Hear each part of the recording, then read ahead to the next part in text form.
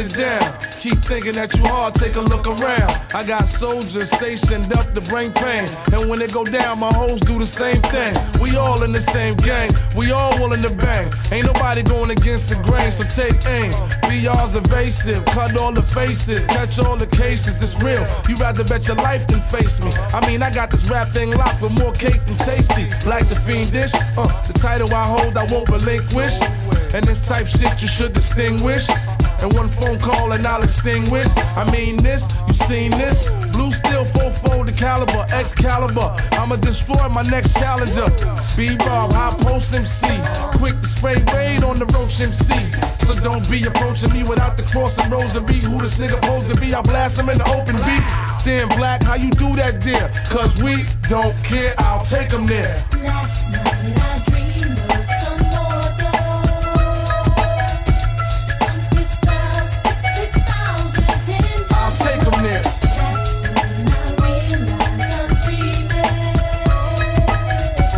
Too late now, guess I'm finished what I started. Y'all niggas heard the first verse, no doubt shit banging. Verse 2, make sure none of y'all left hanging. Got honeys loving this shit too. Bro, I'm with you, long as you know my pants don't fit you. Money good look, understand why he shook. Shit, I'm rich, face all up in the Guinness book. Check, all the records I set, it's major. Check, the cassettes I wreck with flavor. Fuck the occasion, gun stay pawn cock. Borno and Ock, hold shit down like Fort Knox, huh? Man, knocked around unorthodox, but y'all barely understand the shit I deal with the locks. Give me the props, I'm trying to set a mark this year and bring the equipment out to the park this shit. Y'all can see how I used to be. I'm looking toward the future, see Black here to stay. It's time y'all got used to me. Puff said Black ain't trying to fit it. Up and down the coast, can't count the spots I did it. Put your bid in. I dreamed of some more some crystal, 6,000, 10,000. Put your bid in.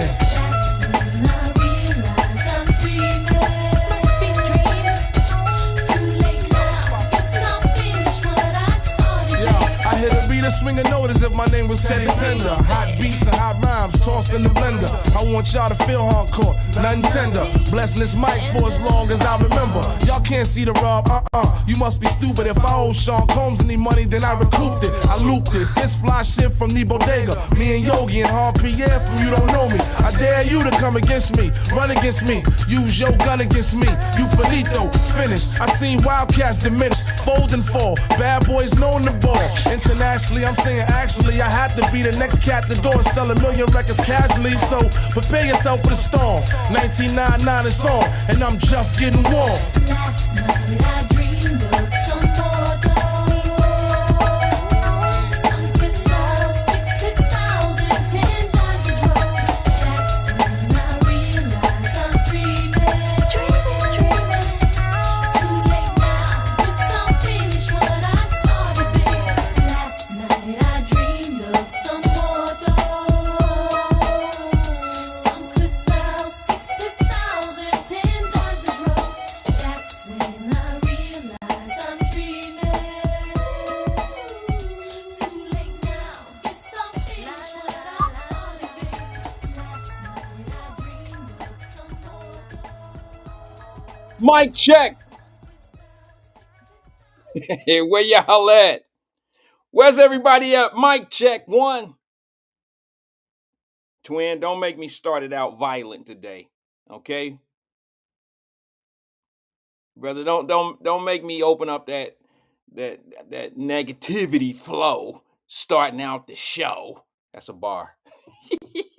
What's good? Welcome to Wyatt Live 1 p.m. Loud and clear, DC says. Twin said we need a refund. We're gonna be late on our rent then. All right. I tell you what I'm gonna do, Twin. Just because you said that, I'm gonna give you some love. I'm gonna give you some love because you actually gave me some love in the comments. So I'm gonna give you some love right back. I am going to give you 110% refund on your ticket today on the show. You hear me? I'm going to give you 110% back on your front row seat to today's show. Nobody will do that for you. Ricky Smiley won't do it. Sinbad won't do it. Cat Williams won't do it. Steve Harvey won't do it. What's his name? Dave Chappelle won't do it. Kevin Hart won't do it. None of them guys will do it, but Wyatt will. I am going to give you 110% refund on your ticket today for today's show. Send me your receipt. Send me your receipt. And I know you probably, did you buy the VIP? Did you purchase the VIP? Yeah. Send that one to me. Send that one to me. And then I'm going to reimburse you whatever it cost you to send it to me. 110%. So guess what, twin? We're going to break it down easy for those, not you, but for those that can't figure that one out. What I'm going to do is send you $110 for every 100 you spent on your VIP ticket today to Wyatt Live. Because I'm that type of guy. I am that type of guy, brother. I got you. You know that, right? Huh? I couldn't hear you. What you say, twin? Say it a little louder so they can hear you in the back. Say a little louder. You didn't know I was nice like that, huh? You didn't know I was him. Huh? You didn't know that? Come on, twin. Come on, bro. I'm that type of guy. You know what type of guy I am? Check it out.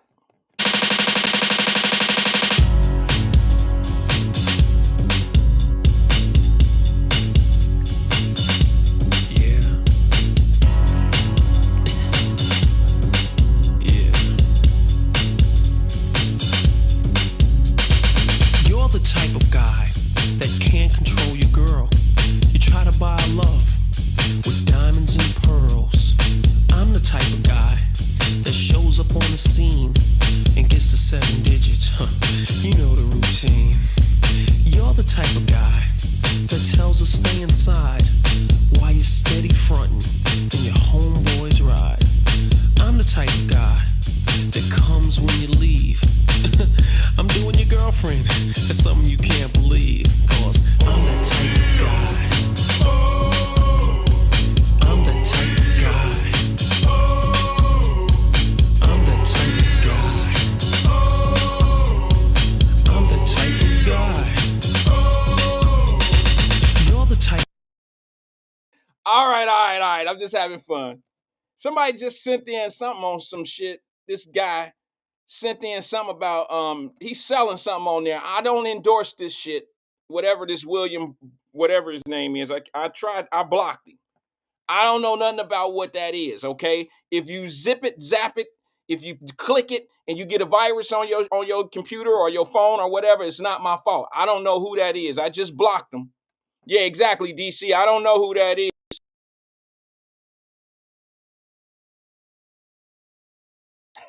That one just got the block. I don't sell. Sure in the hell ain't gonna let nobody sell nothing. It don't work like that, homie. I don't know you like that.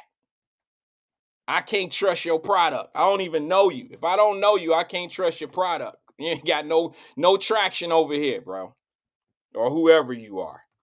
Thank you for coming in today. I don't have much today, but I got powerful little bit. Powerful little bit. I don't have a whole lot to talk about, but the little bit that I have is kind of powerful. I got a few clips I want to share, a couple little inspirational things, and then I got a couple things that I feel like we need to know. I got some facts. I got some feelings. Let's see what else I got. I guess I got a little bit of comedy. I try to do as much comedy as I can just for me. This is my therapy. Look. For the new Wyatt Live listeners, let me peep you up on something. Let me catch you up to something about what the old heads over here, what we do. I'm selfish. Everybody on Wyatt Live knows that I'm selfish. I'm the most selfish individual that you will ever probably know through the podcast game. Okay? Let me tell you. Hold on, man. See my camera messing up here? Let me see if I can get that right before I move on. Let me see if I can get that color right. Drop it down. I might be a red bone by the time. But anyway, I'm selfish. And what I mean by that is I do this show for my own benefit. Okay, this is my therapy. I have I have a session Monday through Friday at 1:00. I sit on the couch, so to speak, the couch. And I basically pour out all of my energy and my frustrations, my happiness, my sadness, and the Wyatt Live, my family, absorbs it all and makes me feel better by the end of the show. Every once in a while, I have a temper tantrum. And at the end of the show, you already know because you can still tell by the music that I play. If you know me, you know the music is generally how I feel for the day. How I open up with the music, how I close the show with the music, pretty much tells you how I feel for the day. And I'm just gonna be honest with you and tell you that, yeah, this is my therapy session each day. That's why I trip out. I kind of got off. I fell off the hinges yesterday when I went in on the people trying to say whose shows are better than whose shows. And I'm like, y'all got the shows. I ain't got no show. That's why I've never really named it the show or a show. I don't even like calling it a show. I like to call it a conversation. I ain't never been to no damn therapy session with a psychiatrist and said this is a show. I ain't never done that. I've never put my personal, I wouldn't do that. This is a conversation. This is how selfish I am. This is therapeutic for me. I didn't have the worst childhood in the world, but I had one that I feel like I can share. I feel, shit, people done heard some real shit about me on here. And I, to be honest with you, never thought I had a story to tell. I never thought I had a story to tell until here recently, 4 years ago. 4 years ago, that's when I really found out that some of the things that I've been through in life, just like all of us, you'll be surprised how many people don't know that they really have a story to tell. And then some of y'all that really think y'all got stories to tell, that shit ain't interesting. Nah, we all been there. We all went to West High. We all done went to Withrow. We all done that basic shit. I'm talking about how many of y'all have ever had a dude in another foreign country at a nightclub put a gun to your head? That's the type of shit I'm talking about different. I ain't talking about a dude that you can talk out of shooting your ass. I'm talking about a dude that put a gun to your head and he don't even speak English. So no matter what the fuck you talking about, he don't know what you saying. I can't talk my way out of that. He didn't shoot though, y'all. I'm still here. He didn't squeeze. So, that's true. That's true. I stand corrected. Withrow is not basic. I just got checked by a tiger and I ain't even mad. Slip of the tongue. I just got checked. Y'all know I'm death row. I didn't graduate from there. I wouldn't have made it through death row. I would not have made it. I would have died before the 12th grade. I already know. I'd have failed out. I would have failed out of school if I had to graduate at Withrow. It just wasn't working for me. I had that damn print shop class early in the morning that it was just too easy not to go, and nobody cared. Nobody cared. Nobody at the school. I used to trick. Y'all remember the little dude at the Withrow, at Death Row that used to ride around on the little cart and shit? The little golf cart out front. Dark skin. I mean, he was black, dark skin brother with the Jerry curl, and he rode on that damn little golf court, and he would be outside with the buses right across the bridge where all the buses lined up. Shit, I was out of there about an hour and a half, 2 hours, maybe even 2.5 hours before the buses lined up out front. I was going up the street. Y'all know what a high rise is off to the right. That's where you can go catch the bus up on that corner. Shit, I was riding the regular metro, getting up out of there. Getting out of there. I was 2 hours early. He was a coach. Vincent Roberts said he was a coach. I don't know, bro. What did he coach? He had to coach something that I didn't play. Because I played ball at Withrow as long as my grades stood up. See what I'm saying? Like my grades start falling and I chose other things other than the game. See what I'm saying? I let money influence me. Money was over school. And y'all got to understand, my mother was not, she was in my life. Oh, freshman football. See, I wouldn't know that. I didn't play freshman football. I've never played freshman anything. If I couldn't play varsity, damn it, I wasn't going to play. I'm just playing. But I never played freshman anything. I mean, I've never played freshman. That don't mean I'm the greatest. It just means I just never was, I was always good enough to get on the varsity team, no matter what sport it was, unless it was some water polo shit. I probably can't do that too well. Or horse riding, some old crazy shit they try to implement in these schools these days. But when it came to the hoop game, when it came to football, I never played JV. Even when I got to a school that I was new to the school, when I got there, they tried to put me on the JV squad because they asked me what position I played. And I was like, well, back in the States, I played cornerback and I was a flanker. So they was like, oh yeah, well, we got plenty of room for you over at JV. I ain't even got my cleats on and you already put me on JV. Damn, let me put my cleats on and let me lace them up. And then you tell me if you got a spot for me on JV. Because whatever spot on varsity over there, I'm going to get it. I don't care if we win. I'm going to beat him. Y'all feel me? My athletes know what I'm talking about. In basketball, when playing pickup game, whatever we doing, I'm playing team ball.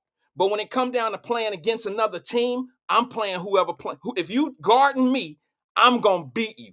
You are my main objective. You can't do nothing with me. It's personal. So if I do what I'm supposed to do to him, then we good. That's my cousin. What up, Hoodie Hood? He said, what up, Mello? They call me Mello. Back. There go that mellow yellow shit.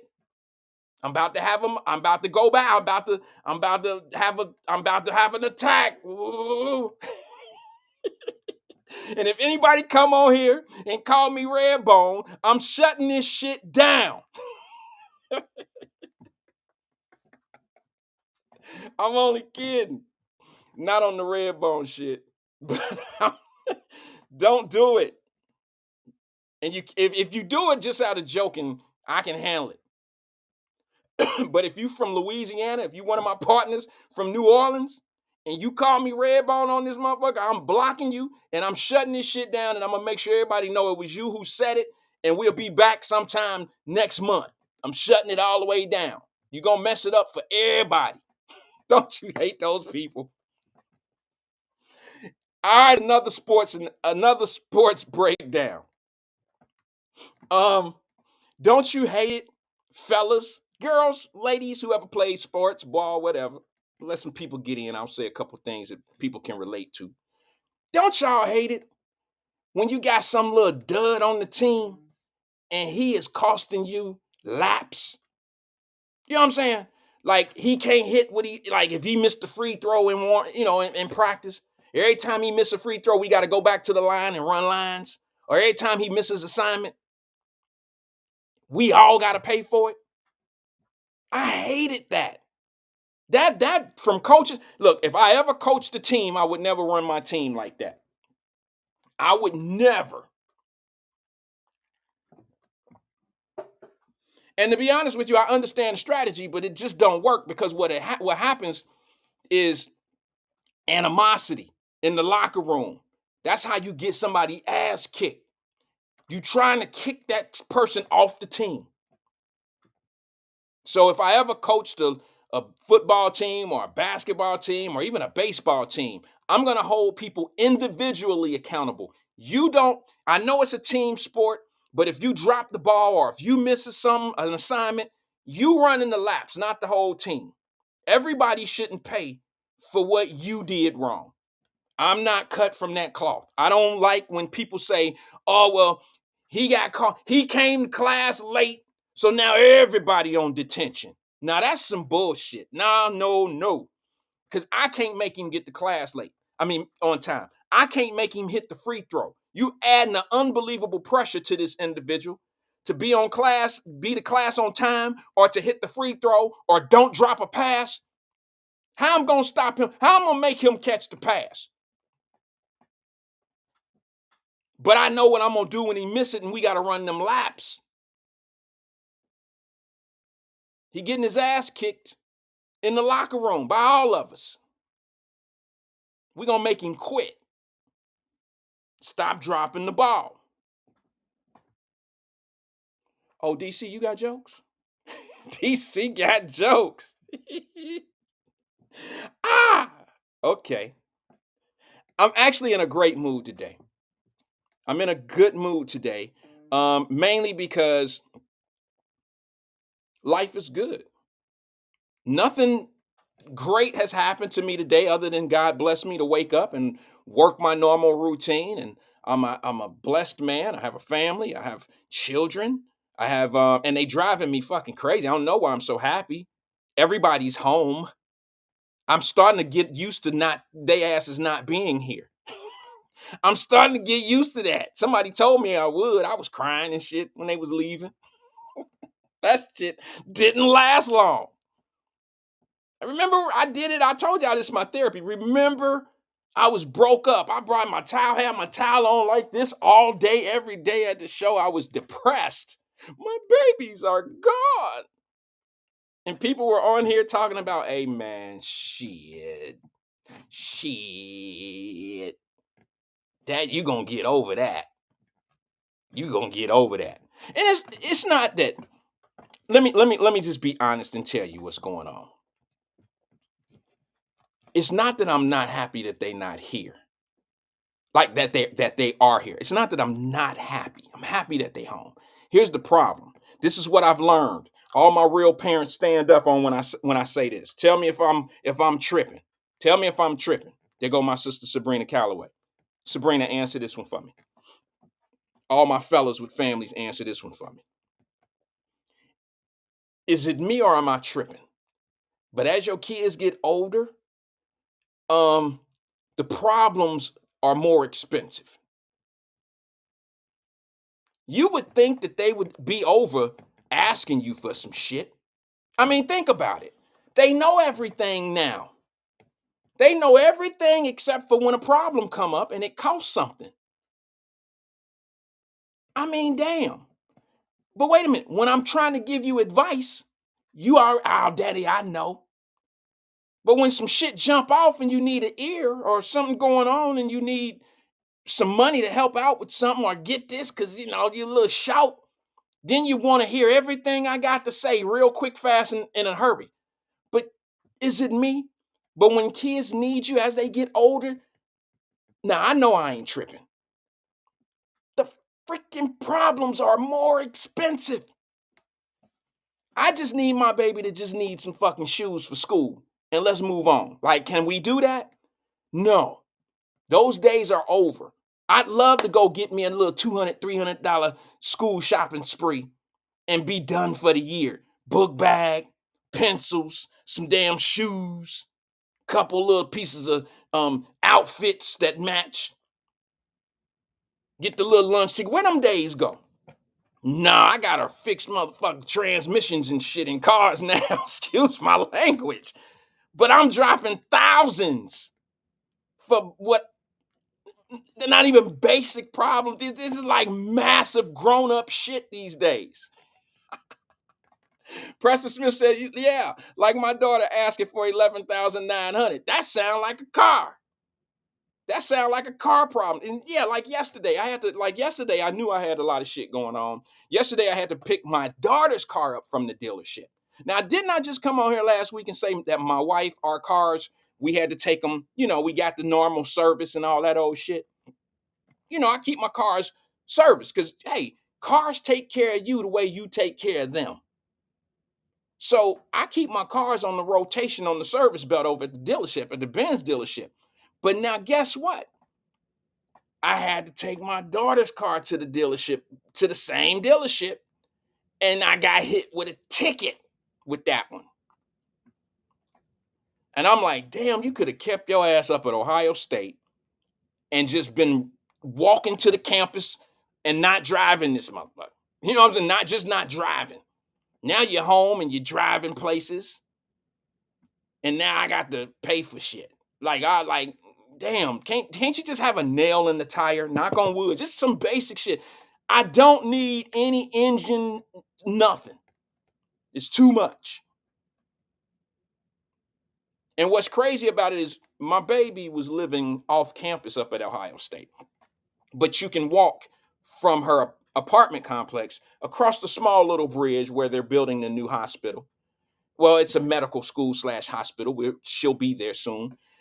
She could just walk, leave the apartment complex, swing a right, hit the bridge, and be right on campus. Didn't have to drive anywhere.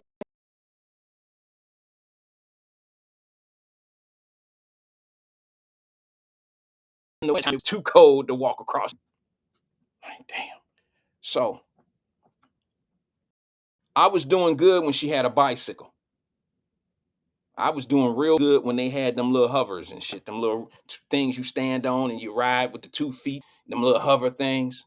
I was doing great. I bitched and complained when them things was $199, and I wish I had a $199 problem right now.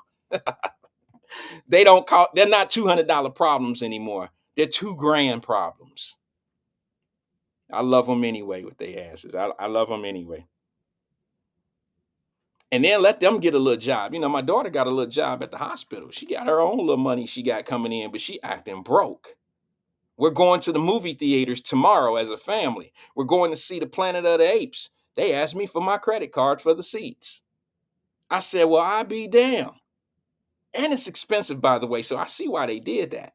Yeah, we're going to like the 3:30 show. You know what I'm saying? We're going to go to the 3:30 show. I ain't really into the Planet of the Apes because the shit is not like what it used to be when I was a kid. I like Planet of the Apes, the old original Planet of the Apes. These days, the shit just looked too real. It looked so real. And I'd be like, I ain't trying to be funny, and y'all gonna be mad when I say this shit. But the shit just looks too real.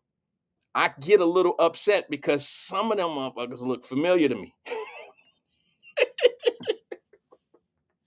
I know you mad. Them the same ones that don't have no problem calling me Mellow Yellow, ain't got no problem calling me Sprite and all that other shit. So don't get mad at me because I just told you they look real.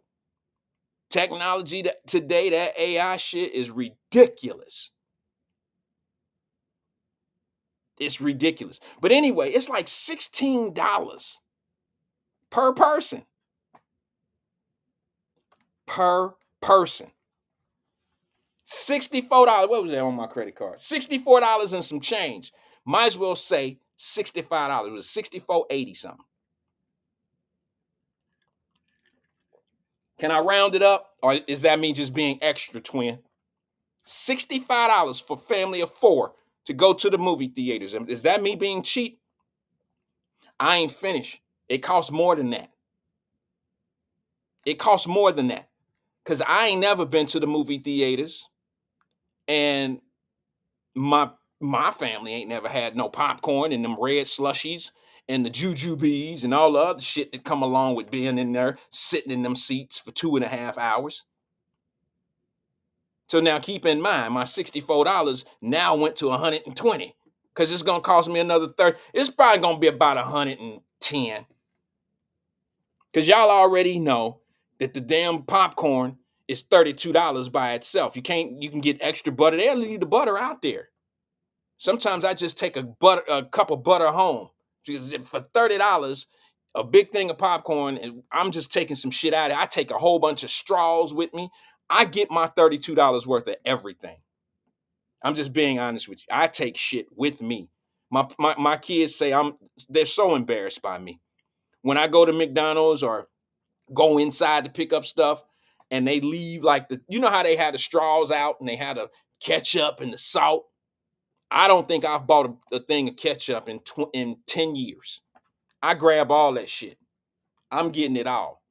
So inflation, it don't really bother me that much because I've cut back on mustard. I cut back on salt and pepper, spoons, and especially at Wendy's because they leave the whole front door open. They had the ketchup out there, the mustard, the mayonnaise, the spoons and forks and knives. Oh yeah, I gotta get me a Baconator. I gotta go in and pick it up because I'm going to reload my kitchen silverware dish drawer and all that shit. And we gonna get salt and pepper. And look, I just threw away probably about 400 or 500 packs of ketchup a month ago. My wife and them think I'm crazy. My wife think they think I'm nuts. They call me the cheapest dude that they know. It's just a principle with me. I just feel like for the prices that they charging for stuff these days, I got to get more than what I'm paying for. You gonna give me a ketchup. If you don't give it to me the right way, damn it, I'm gonna take it. I'm gonna take that ketchup. That's just me. The knives and all that old shit. The little, the plastic ones in the pack. Yeah, I want it all. I want it all. That's when I go inside. Anyway, it was $16 per person to go in to go see Planet of the Apes. We're going tomorrow at like 3:00, something like that. I don't know. It's after the show. And I ain't even bought a jujube yet. I ain't bought no damn licorice or nothing yet. Snicker or whatever we getting. Everybody gets something. And then we get the big thing of popcorn. And, yeah, that's going to be another $60. I already know. The popcorn, all that's going to be about $60. I'm looking for $110 a day. Jay Justice says Chipotle got the best silverware. Bruh, don't tempt me. Don't tempt. We spend money at Chipotle. Chipotle. What is it? Chipotle? I don't know. The little Mexican joint, right? Chipotle. Yeah, we go over there sometimes. I don't eat anything in there. I go to the restaurant next door. While they in there picking up their thing, I'm going through the drive-thru on my spot next door. I don't really rock with Chipotle like that. But now that you said that, I might have a reason to go in with them sometimes. Tracy says, Wyatt, you're supposed to have that on the stream at home.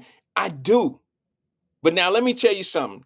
I'm glad you said that, Tracy, because there's a piece of truth in me that I have to share with you. This is everybody else. Sit down for a second. Just settle down. I got to talk to Tracy Dillingham for 1 second. Because she always trying to find a reason to call me bougie or some old goofy shit. She want to call me something so bad. So now I'm going to give her something to work with.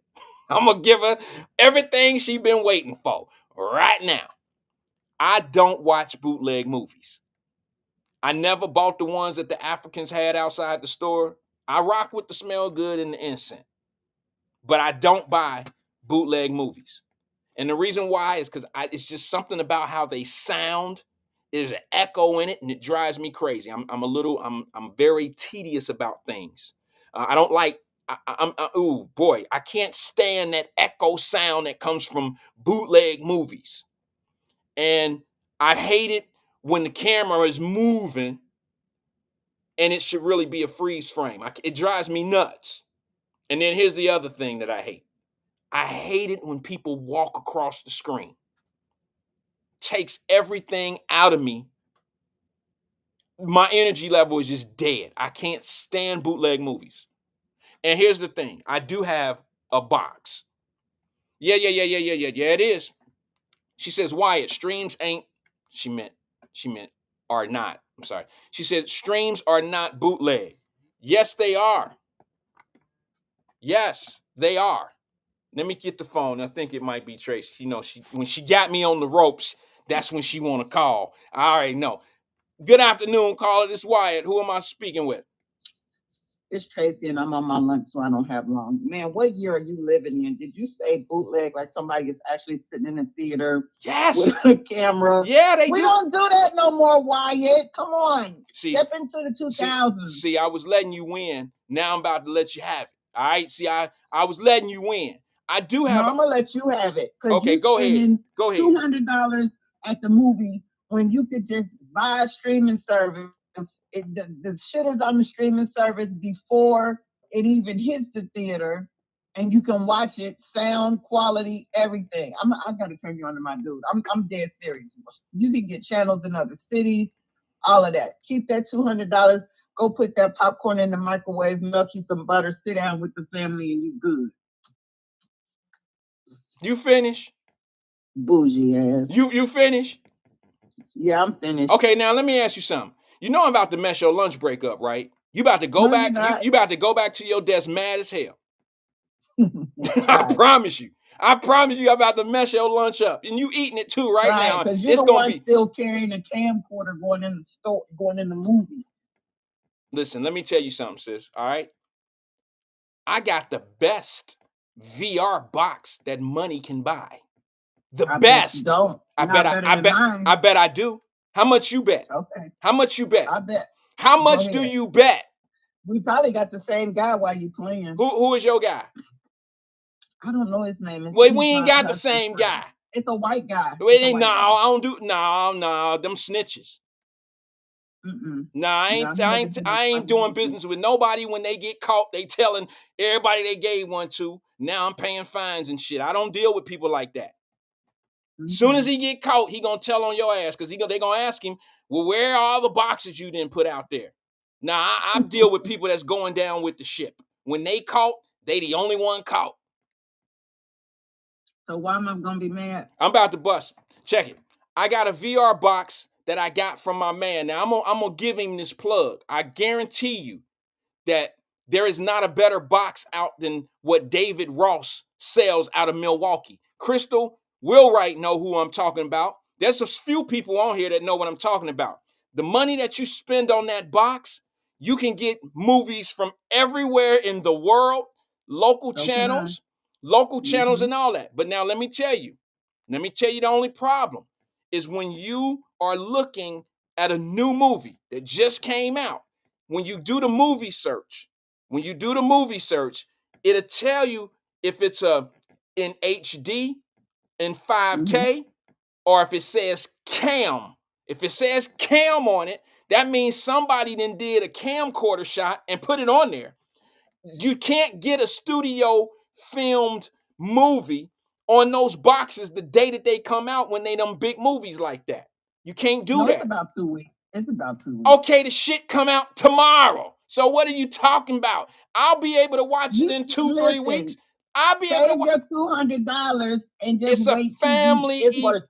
it's a family It's gonna be a event. family event in the man cave. Do you have sports channels on your box? I got everything on there. I'm telling you, All of sis, them. it's Yep. the best one for the little bit of money that I spent. Okay, honestly, let me just say this. I'm gonna give him another plug.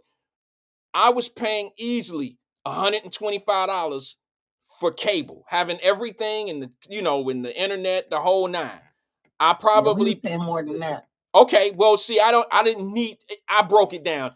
Eventually, I was down to 125. Okay, because it probably was Mm-hmm. closer to 200 at one time. Yeah, with the NFL package, it is. Yeah, see, yeah, I didn't really do NFL package because I don't need it like that. I only watched the Bengals and Tampa Bay. So I was cool. Mm-hmm. You see what I'm saying? I don't need the Vikings and all them. So what I did is, now it is, Emmanuel said, he said 5K. There is a 5K.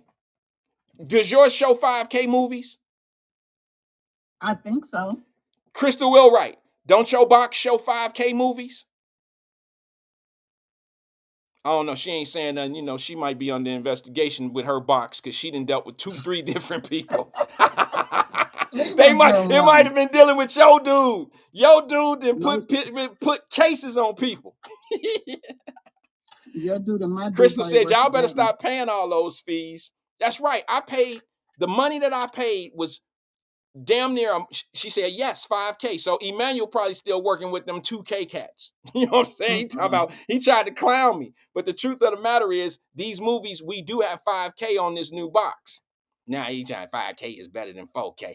It is. It is.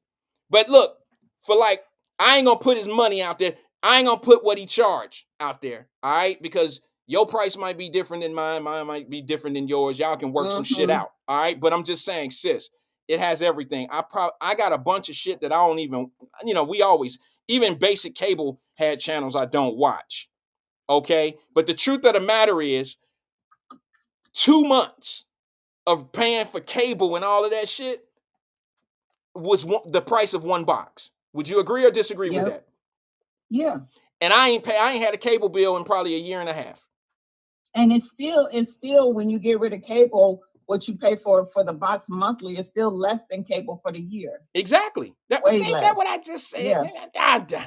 There we go. You're gonna be one of them. I'm gonna be right before you.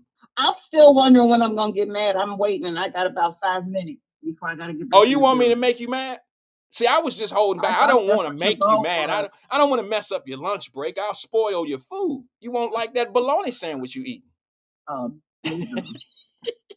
Wait a minute. All right, let's go. Let me let you. I'm gonna let you have a little bit of love on this one. You were right, and I was wrong. Death row, Withrow is not basic. My apologies to the death row. Ever. We're not basic. And yes, Daryl Carpenter, we can get mob like when we get talked about. Yeah. I didn't graduate from death row, but I went there for 2 years, so I am a death row. I am a Withrow Tiger. I represent Withrow. I played ball. You're honorary. Yeah, We'll no, put you what right you in talking your about? honorary Hey, spot. as long as I got me some credits out of the school, I went to the school. All right, if I But you didn't, transferred them somewhere else, so you honorary. yeah, but I transferred out of country. Does that help? Does that work for anything? I can get some love. It I makes didn't it go to worse. Woodward. It ain't like I transferred out of Withrow and went over to Well, I can't Hughes. say nothing about that. I married a Woodward alum. No, I'm So just saying I didn't like transfer from Withrow and go across the city to like Hughes or Taft or Woodward. I didn't do that. I went 14 hours flight away. I went across the water. I couldn't help that. I mean, shit. So my high school. And how you gonna brag on leaving 2 hours early? Man, I wasn't bragging. I wasn't really bragging. That was me being. Listen, sis. Honestly, that was me being. I was almost embarrassed to say that. That was not me bragging. How you do that under Dr. Brown? You know he had cameras and sharpshooters on top of the building. He did. And let me tell you, I remember when Dr. Brown used to come in Mr. Brown's classroom and wonder how the hell we why are we sitting in there by ourselves? If anybody knew Mr. Brown looked like George Jefferson. He was a short dude. He handled achieve academic excellence. You remember him? All he walked around. Oh my God. And look, Mr. Brown would come to Dr. Brown would come to Mr. Brown's class, and we were right after lunch. So, like when Mr. Brown wasn't there, because he was a practicing attorney. So he was going down to the courthouse handling business, and we was taking care of him on the back end by, making sure that his class ran. We would act like he went somewhere. Like he went to the restroom, sir, he'll be right back. We had his back, bro. I don't think they do shit like that these days, do they? These kids don't believe in the snitch game. Like that dude don't lean on me. He was crazy. Yeah, and he walked around with a weapon. He'll hit your ass with a weapon. They don't build them like that anymore. And not just that, do you remember after school when the buses would be lined up, he'd be standing on the bridge making sure you had books in your hand. You damn right. Turn around and go back. If you didn't have no books in your hand, he'll turn you back. He'll turn you, and you got to go back into school. Running into school so you wouldn't miss your bus. Yep, I remember that. And all right, Wyatt, I gotta go. All right, I won't spoil your lunch. I listen, but I can't sit in my car all the rest of the day. All right, I'll talk to you. You have a great day. Bye. All right, sweetie. Bye-bye. That's Tracy Dillingham. Oh, damn, I meant to ask her about her cousin that was on the radio yesterday. She said that the lady was on that lady from yesterday is her cousin her cousin from the school board. Not school board, excuse me, the teachers union. I got some questions for that lady. What was that lady's name? Miss Dunn. Yeah, she came on and she was remember yesterday I was just saying, I said some things like, wait a minute. I don't know if she's representing all the unions. Now, she didn't say anything to me that was offensive. I seen it all as being business. It was all business as far as I was concerned. But I heard I heard some hate. I don't take it personal, but I heard some hate. I heard hate. I heard more about the money and what Miss Wright was doing with the money game than I heard from what's really necessary for the kids to improve and this and this and that. So, and I heard some backdoor hate going on with how the numbers moving in the proficiency. And I heard some shit that let me know, and I've said it, I'm live, I'm saying it again on the air.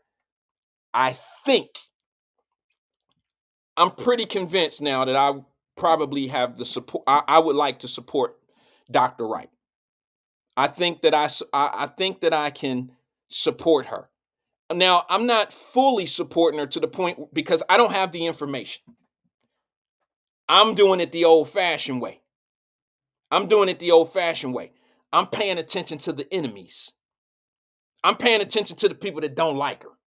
See, the old-fashioned way, that's how my mama would have did it. Oh, pay attention to the people that don't like people. See what I'm saying? You don't always have to have all the facts. Some of the people are walking contradictions and they walking facts themselves. You know, they walking, they contradictions. They walking contradictions. So pay attention to that. You don't always need the facts, Rand. Pay attention to the people that are involved. Probably don't sound like good information, huh? It's worked out pretty well in my life. It's made me make some very good judgment calls in my life. And it stopped me from going to jail. It stopped me from dealing with certain people. It stopped me from dealing with certain females. It stopped me from doing business with them robbery ass Dayton boys. If you're from Dayton, I don't like you. Y'all stick up kids. Motherfuckers. Mama taught me. She gave me a whole, if she didn't give me nothing in this world, if she didn't give me nothing, she gave me instinct.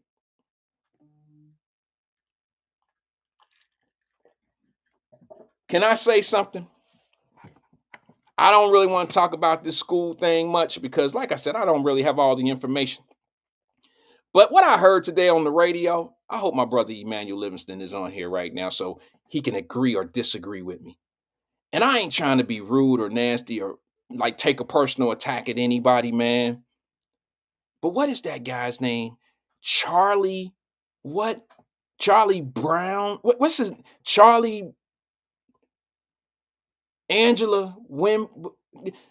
Charlie Win? What's his name? Somebody help me. Charlie something. Angela, AK-47, put it in the screen for me, please. What's that man's name? Charlie something was on the radio today talking. And I don't know if that's on, I don't know if he intentionally, thank you, Windburn. I wanted to say Windbush so bad that I would just ask the crowd. Windbag, thank you, Valerie. God, dog. I thought it was me. What this motherfucker be talking about? I mean, this dude, listen, I know I can rumble with the words. I know I can go on and on and on, but this motherfucker, he different. He different. I heard him say, Lincoln, I got a nine-piece plan. I said, oh, he got 3 breaks. They about to give him 3 commercials, like 3 segments. Is that what it's called, E? 3 segments. I got a 9-piece plan. I said, this motherfucker about to be the special guest of the day. 9-piece plan. It's going to take him 30 minutes to get to plan 4.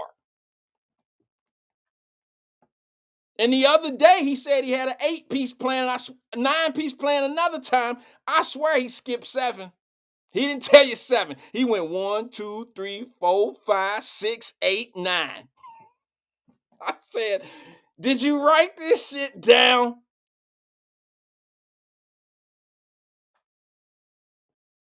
He skipped 7.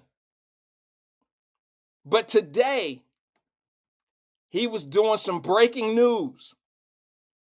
I ain't gonna lie, I watched it. I listened to it. And I swear on everything, boy, it was like listening to nails on chalkboard. He thanked Mr. Ware 22 times for giving him the time. And he takes a lot of time saying, thank you for giving me this time. Oh, by the way, Mr. Ware, thank you for giving me this time. Thanks. We're coming back from break number 2. I want to thank you once again, Mr. Ware, for giving me all this time. Mr. Ware, I want to thank you once again for giving me all this time because you don't really have to give me all this time. So I want to thank you, Mr. Ware, for giving me all this time. Now, are you ready? Are you ready? How many times did he say? I guess that was that must be one of the plan, one of the numbers. That must have been number 7 the other day. Are you ready? That was plan 7. I just missed it. I know it's not just me. I have never heard somebody who could have said something in 2 minutes take up 38 minutes in my life. Mr. Ware would have cut everybody off. What is it about Mr. Winberg? Does he spend money with the radio? Am I missing something? Is he like, does he have like a 4-week plan over there where he's spending some money like that where they can get, I mean, what is it? Because to be honest with you, I don't hear him talking. He's not like a parrot. I'm just being honest. He's not like, Charlie want to crack up. You know, he's not that guy. He's not talking all that shit. Now, to be honest with you, he don't oppose. But to be honest with you, I ain't gonna lie. The other day when he was talking about the school system, he was on point. It's just what happens is the power out of what he says goes away because people are like, damn, you know, the messenger cannot give the message properly. And everything that you said, you know, you could tell a kid that they was wrong for doing something in life and blah, blah, blah, blah, blah. And once you whoop their ass for doing what they did wrong, they don't think about what they did wrong. They thinking about the ass whooping you gave them. So they don't even be thinking, man, I should have never came in late and all that. They just thinking, damn, Mom, you ain't have to whoop my ass like that. You get away from the whole purpose of why you got an ass whooping. So Mr. Winberg has said some things that's very powerful, and it wasn't any different as how strong and how hard I went in on the school system. He did it too. But damn, dog, everybody was like falling out of what you were talking about. It takes the power out of what you're saying. You don't have to emphasize the same shit 10 times for people to, and maybe it's me. Maybe I do the same thing. Maybe I'm sitting here looking in the mirror when I'm listening to him. I don't know. But shoot me now if I'm that bad. And I'm not saying what he's saying is bad. I'm saying the delivery is horrible. Like, you ready? How many times you gonna say, are you? We was ready 3 minutes and 8 seconds ago when you said, here it go. Here it is. Here it go. You ready? Yeah, we ready. Drop it. Now, let me talk a little bit about what he said, if you don't mind. He said he had world-breaking news. He was about to shock the world. It was an Ali Frazier fight. He was about to shock the world. You ready? All right, here we go. You ready? I want to thank y'all for coming to the show today. You ready? This is what he said. But before I tell you what he said, before I get into all the things, I just want to thank everybody. I want to thank Crystal. I want to thank Andre. I want to thank Valerie. I want to thank I want to thank Jenny. I want to thank Ron. I want to thank all of y'all for being here today. Okay, y'all ready? Oh my God, spit it out, nigga. Anyway, this is what he said. You ready? He said, I got world-breaking news. He said something in the, I don't remember exactly what it was. I think he said like 20% of the school teachers in CPS don't even live in Cincinnati. They don't even live in Ohio. Some of them live in Kentucky and Indiana. And the reason why he brought that up, which he has a valid point here, but then I disagree with where he stands on this point. Let me explain first, okay? He said that the lady from the union came on, which I still have some questions about who she was actually speaking for. I don't know if all 6 unions sent her, but nevertheless, he asked Mr. Ware, he said, that lady said that they had a problem with Miss Wright contracting work outside of Hamilton County. That's the problem. That's a big problem. They're not spending the money in Hamilton County. They're not doing it. That's an issue. See, I told y'all yesterday that wasn't a problem for me.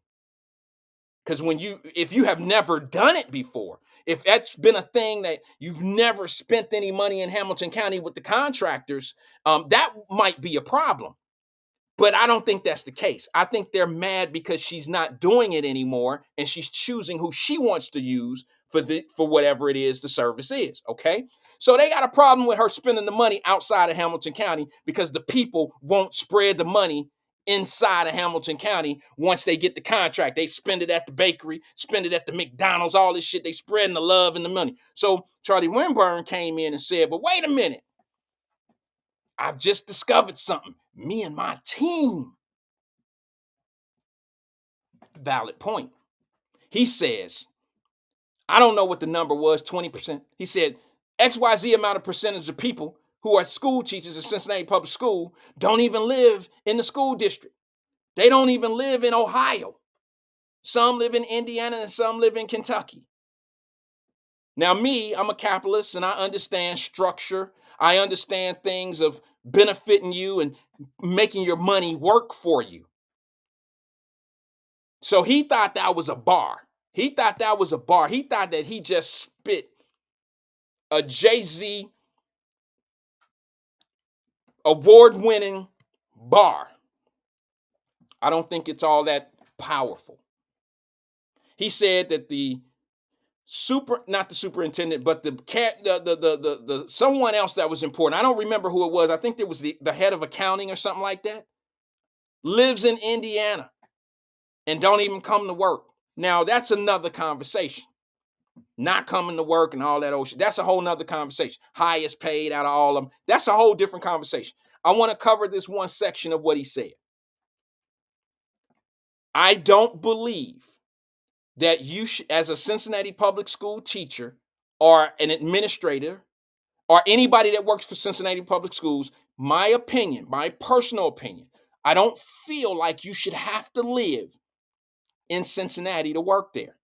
That's my personal opinion. I don't see what the difference is. If you're an educator, I don't see how I'm going to educate any better just because I live in Hamilton County. The only thing that I could see in there is probably some things that no one else will see. And that is, well, you don't pay taxes in Hamilton County. So you don't even pay within the school system. You don't fund it. You don't help fund it. That's the only thing I get out of that. But you think a school teacher, just because they live in Hamilton County, going to be a better teacher? I don't think so. I really don't think so. I think what happens is people get smarter than the situation. And if you think that a person who lives in Hamilton County is going to be a better school teacher because they have skin in the game, I don't think it's about skin in the game in this particular case. Now, I could totally be wrong. I don't think that the only way they got skin in the game is if they evaluate it and they get bonuses or they get subtraction or deductions out of their check if kids don't make it. Like if you have a low, proficiency level of the kids are not passing at a high rate and all your kids are failing and stuff like that, and you now have some type of skin in the game because now if they fail, you fail. Now that's skin in the game. But the simple fact that somebody lives over in Kentucky that has different taxes. They have different property value taxes. They have different car taxes. They have a lot of different things going on in Kentucky. If you go to Indiana, maybe they like farms.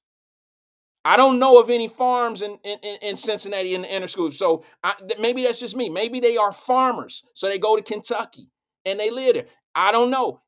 Do they have farmland in Hamilton County? Maybe so. But I'm sure it's limited. I'm just saying, if I want to buy a house or build a house in Kentucky or in Indianapolis, or excuse me, in Indiana, I should be able to do that. You shouldn't be able to tell me where I should live. That don't make sense, but I'm going to be honest with you. I don't know if he was necessarily being serious. I don't know. I'm trying to figure it out. I don't know if he was being, I don't know. I don't know if he was being facetious. I don't know if he was just being, I really don't know, because he was basically saying that, oh, y'all got a problem with how she's spending the money and using out-of-town people, then y'all should have a problem with these school teachers that are not in the district. They don't live in the district. So I think it was kind of I think he was just trying to show the contradiction of what they're fighting, arguing, and having a problem with. I could be wrong. If anybody could get a hold of him, he's more than welcome to call. He ain't gonna call now that I went in on him at the beginning, and they don't really rock with this show. So that gives me the freedom to pretty much say and do whatever I want. I would do it anyway. But he ain't gonna call here and explain it. I can tell you that now. He might call E-Show.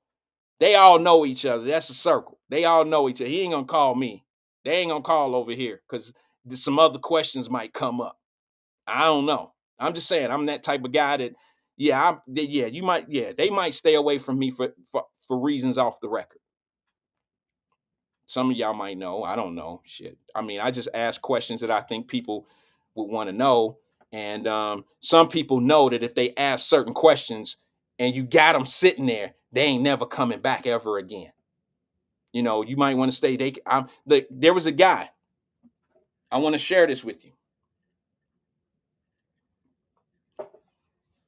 There was a guy who was formerly on city council who knows me as a professional. When he needed me for one of his family members, he called me like we was buddies. You know, that old slippery slide shit. Hey, man. Hey, buddy. Damn. Hey, buddy. Buddy. Called me because he needed a buddy in my position at that time, right? And I treated him with respect because I do that with everybody when I know you on some bullshit. So he called me. I said, I'll take care of it. I'll see what I can do for your family member. And I'm one of those type of people that I don't need compensation from people all the time. I plant seeds. Okay, this is how you build your resources. You don't always build people. You build resources. So I did him a favor. Now, the favor that I was willing to give him wasn't really necessary. Like it wasn't needed, but I was still available, and I still did and walked them through and held the family member's hand through the process. And they didn't really need me to the full capacity of my ability. So the favor was not really delivered all the way.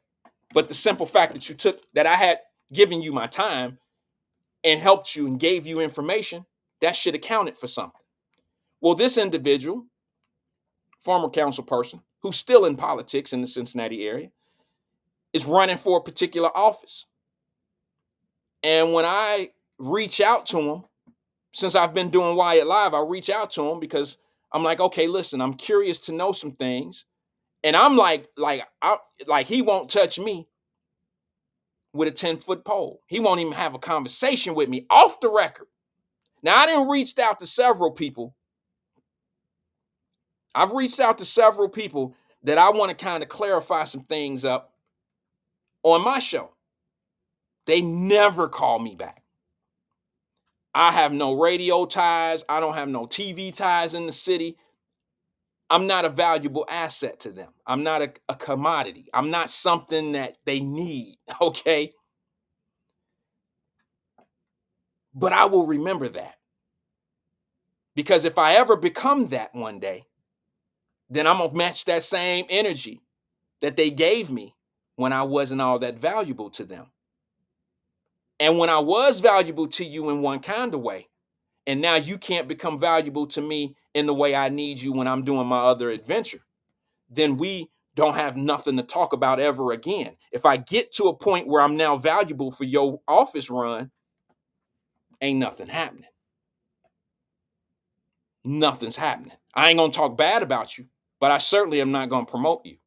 And if something happens and you make a good move, I'll say, okay, that was a good move. That's about as good as it's going to get from me. Now, I've watched people like that abuse and use people up right here in the city of Cincinnati. And this is why I don't go with those circles like that. This is one of the reasons why I mess with Emmanuel Livingston. Whether y'all know it or not, I've reached out to everybody. I know y'all heard this before, but this is on point. I've reached out to everybody in this podcast game, radio game. At some point, I've talked to everybody. I think the only person I've never really had any communication with was the young lady from the radio station, Monday. I have no problem with her. I don't think she has a problem with me. And if so, I'm sorry for whatever I may have said or did to you. It was nothing ever personal. But at the same time, she's probably the only one that I've never had a conversation with, other than Mr. Ware. I've never had a conversation with Mr. Ware about this type of stuff. But everybody else I've pretty much reached out to and had, some type of conversation with. And I've never walked away from them feeling like we were mad at each other or feeling like that, we should have had any problems. But with Emmanuel Livingston, it was a little bit different. He pretty much, he accepted me for what I do and what I say and who I am and what I'm about. You don't find people like that. I was no threat to him. See, generally people who don't shoot you straight or want to pretend like you don't exist, you must be some form of a threat. That's how I look at it. I mean, and I'm not intentionally trying to be a threat. I'm just saying, like, Emmanuel Livingston was the only one that was like, sure, man, look, I tell you what, let's talk. Let's do this, let's do that, and blah, blah, blah. Then when I hit him with an idea, he was all for it. I'm no threat. You know why? Because him and I both have this understanding that, listen,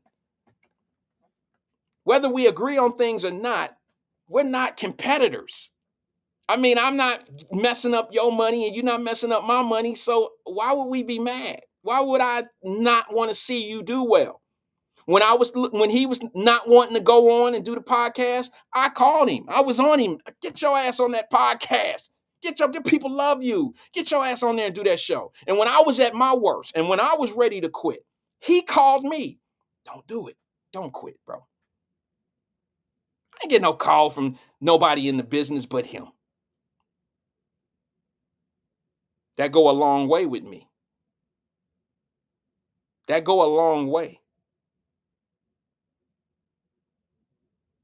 Nobody else cares. And that's cool. That's all Gucci with me. I don't I don't care like that. Now, if this was how I ate and this was how I was making my living, I'd have been and sliced some people up. I'd have been and tried to move some people out of the way. But that ain't even my mentality for real. I'm talking about people that do you bad. I'm not talking about just out of GP, like, oh, I'm going to be the best. Some people worried about being the best. And I'm like, why? I don't have to be all right, I'll tell you what. Damn, motherfucker. All right, you the best softball player on Thursday nights when everybody got a hot dog and a beer in their hand and dudes coming out here with their little sons and shit. You can be the best Thursday night best softball player. All right, you the king. Fuck it. You the champion. Thursday night softball. Ain't none of us out here getting paid, but you the best. You the best.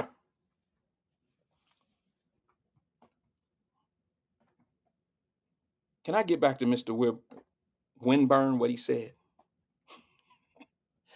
I don't agree that school teachers should have to live in Hamilton County. I don't know if he really meant that. I think he was being facetious. I think he was trying to say to the board, to the union, that it's ridiculous for you to think that every piece of business has to be spent in Cincinnati, even knowing that it's always been that way. But then my answer to that would have been, how is it working out? Just like I said yesterday, you using the vendors locally. And here's the thing. I ain't trying to use the race card or nothing like that. But the truth of the matter is she came in pandering to the same old shit that we do. She came in and said some shit like, well, the vendors locally in Hamilton County, that's local money. Black vendors, black people, black vendors. But I heard Winburn doing the same thing. How you gonna get on here? How they gonna get on here and try to do that black sister like this? Man, listen, bro, she the superintendent. All right, stop that old black shit and they doing the black lady all wrong and all this old shit.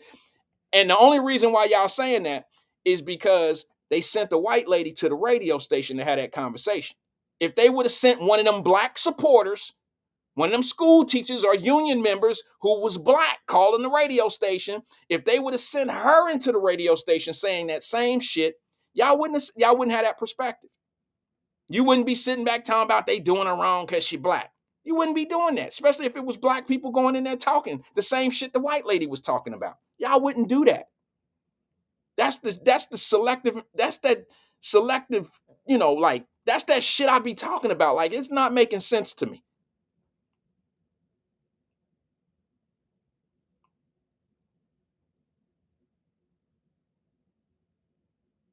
But anyway, I don't agree with Mr.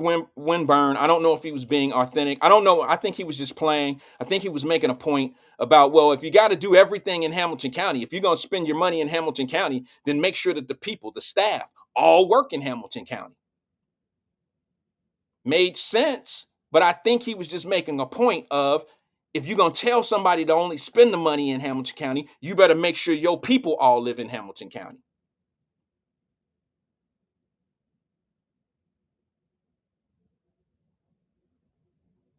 He said he wanted to do something that was called the residential law.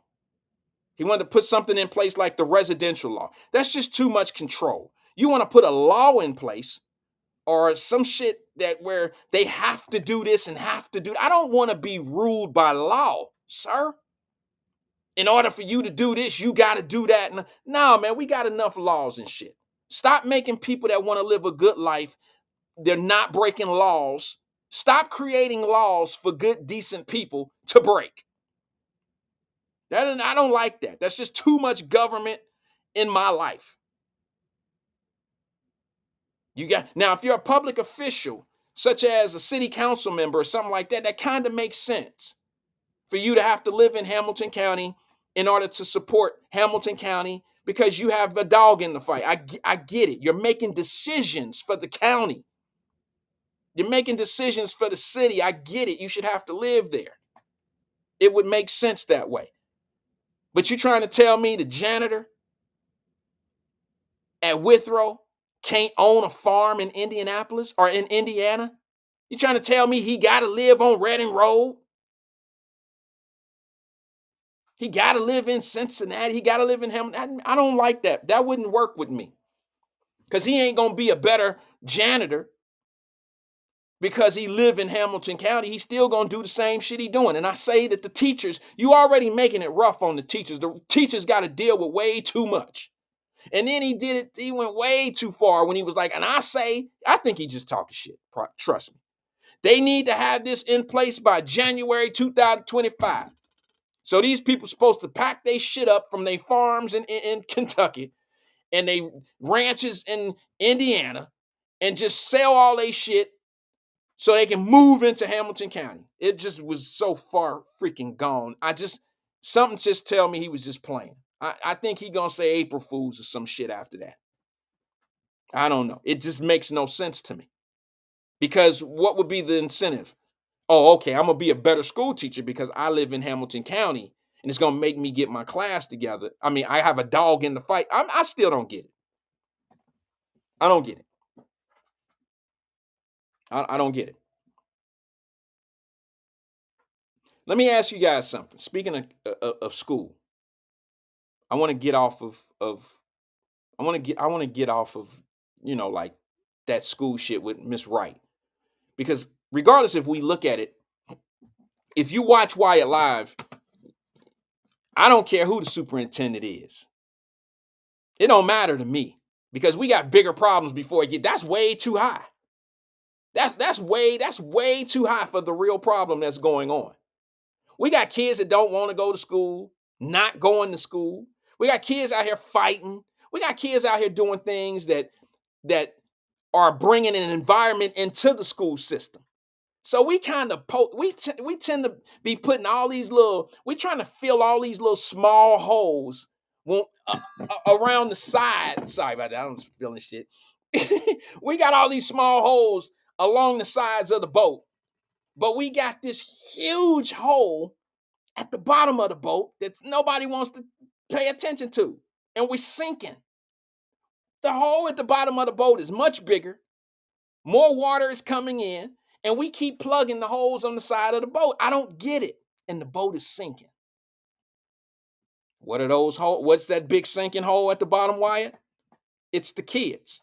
I heard a very intelligent lady call into the radio, and she said she was a Cincinnati public school. This was a young lady. This was a young, I don't know how old she was, but you can tell by the voice sometime that they're somewhere probably early 30s. And this young lady said, I graduated from CPS. I went to, y'all probably heard her. She said, and I wish she was a listener here. I would love to talk to her. She said, I went to Walnut Hills. I went to Performing Arts. I graduated from the University of Cincinnati. My son, she said her son is now going to these particular schools. It's a public school, but it's these charter schools that's, the little special schools. And she mentioned that German school. I had two nieces that went to that German school that Cincinnati Public School was running. Two of my nieces went there and got real good educations. And that little young lady was very intelligent. And you know what she said? She said, Cincinnati Public School will work for you. It worked for me. See what I'm saying? And I'm being honest, it can work for you. A lot of people don't understand what the real problem is.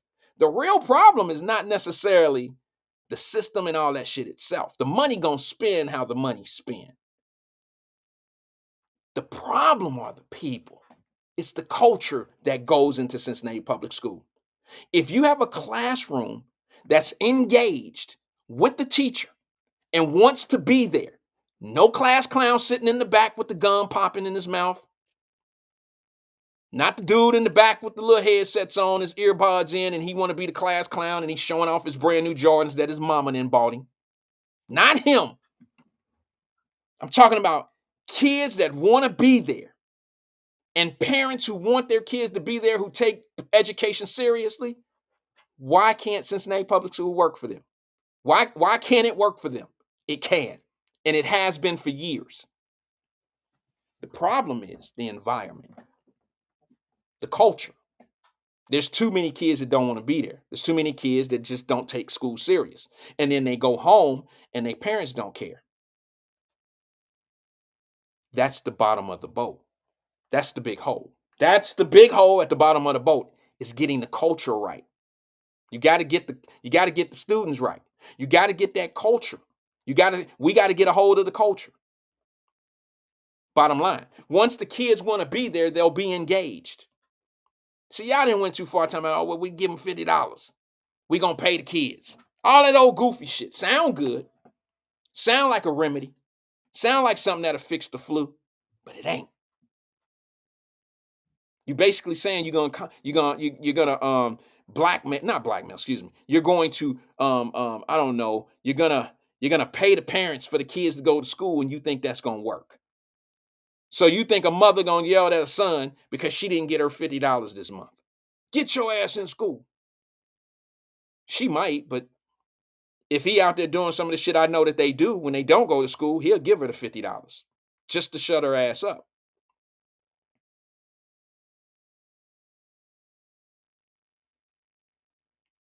So I think the concentration is going in all the wrong place.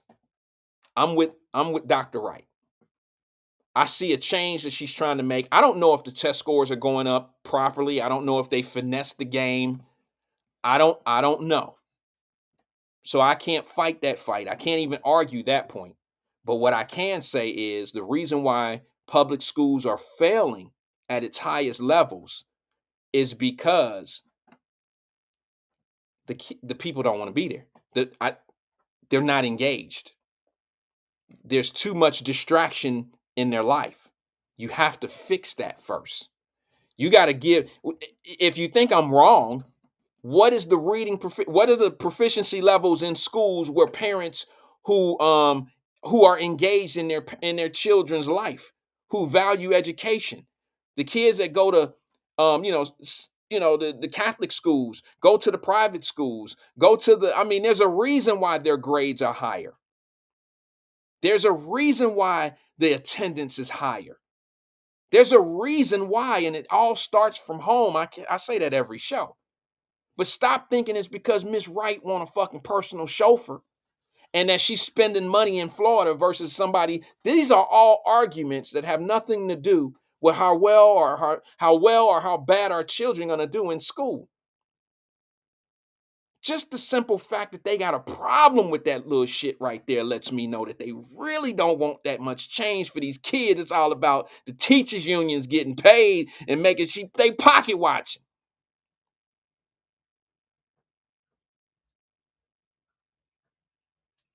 And how I know, I think I brought it up yesterday.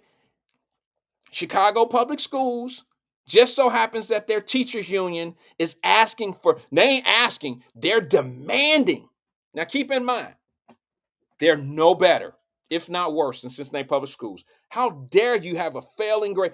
How dare you be a failure and come in and demand $50 billion?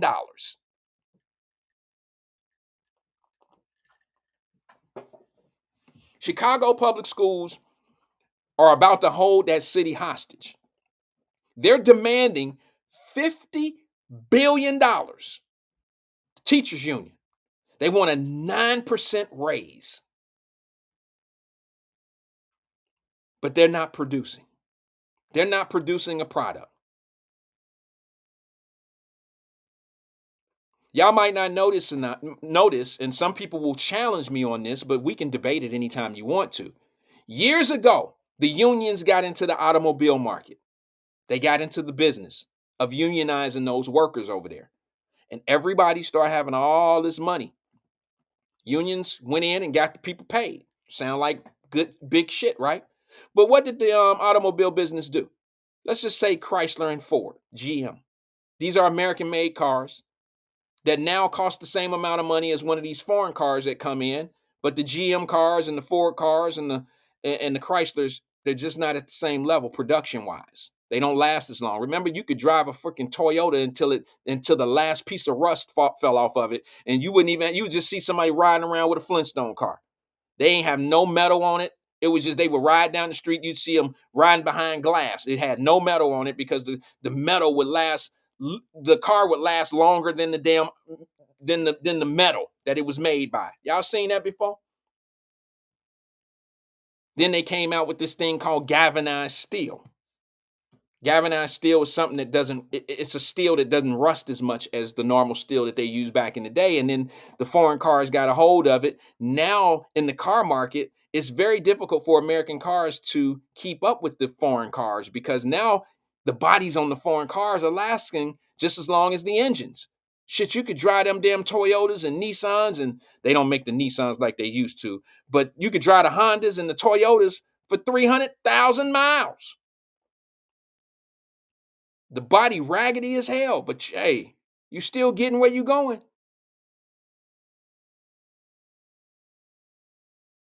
And American cars couldn't keep up, but yet the unions got in there and got everybody paid. The unions had a deal with the auto plants that my workers have to work 40 hours a week. We don't give a shit if you selling cars or not. What type of deal is that? So if you're working at McDonald's on a Tuesday evening and it's slow and you got 10 people on the floor and nobody's coming in to buy cheeseburgers and Big Macs and all that old shit, I can't send you home because it's slow tonight? Because somebody told me how to run my business, I can't keep my costs down?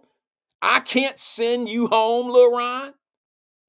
Lil Ron part of the union, so I can't send him home. So Lil Ron over there sitting down, texting and doing all, he just having fun. It ain't no more floor to sweep, the bathroom clean, the fries, and nobody buying fries, nobody buying nothing. But Ron stay on the clock because the union makes sure he get his hours no matter how we moving as a business. That's too much power. The automobile business was the same way. It got to a point where the automobile, and we're talking American car companies, people were living up in Detroit and they would go to work and they wasn't selling Topazes or whatever, Fords, whatever they got. They wasn't selling them. They was making more and they was just stacking them up in the lots outside couldn't send them to nobody because the dealerships wasn't placing orders. They couldn't allocate all those cars anywhere. But guess what? Lil Ron, GG and Key and all them guys, they showing up to work and they ain't really got no work to do because they backed up. They got too many white Topazes as it is. Stop making the white Topazes. So they was sending Lil Ron home, Lil Kiki home, sending everybody home, but they was still getting paid. They got they got 4 dudes on the clock putting one light bulb in. The lighter light bulb. 4 dudes putting one light bulb in because they had to make them look like they was doing something. It got to a point where they just start sending people home. and still let them get paid because the union had them hostage. Too much power. And what y'all don't understand is the teachers union do the same thing with the schools. Now, what's more important? What's more valuable? The teachers unions are doing the same thing that the unions did to the automobile business. The only problem is, all right, we were talking about cars at one time.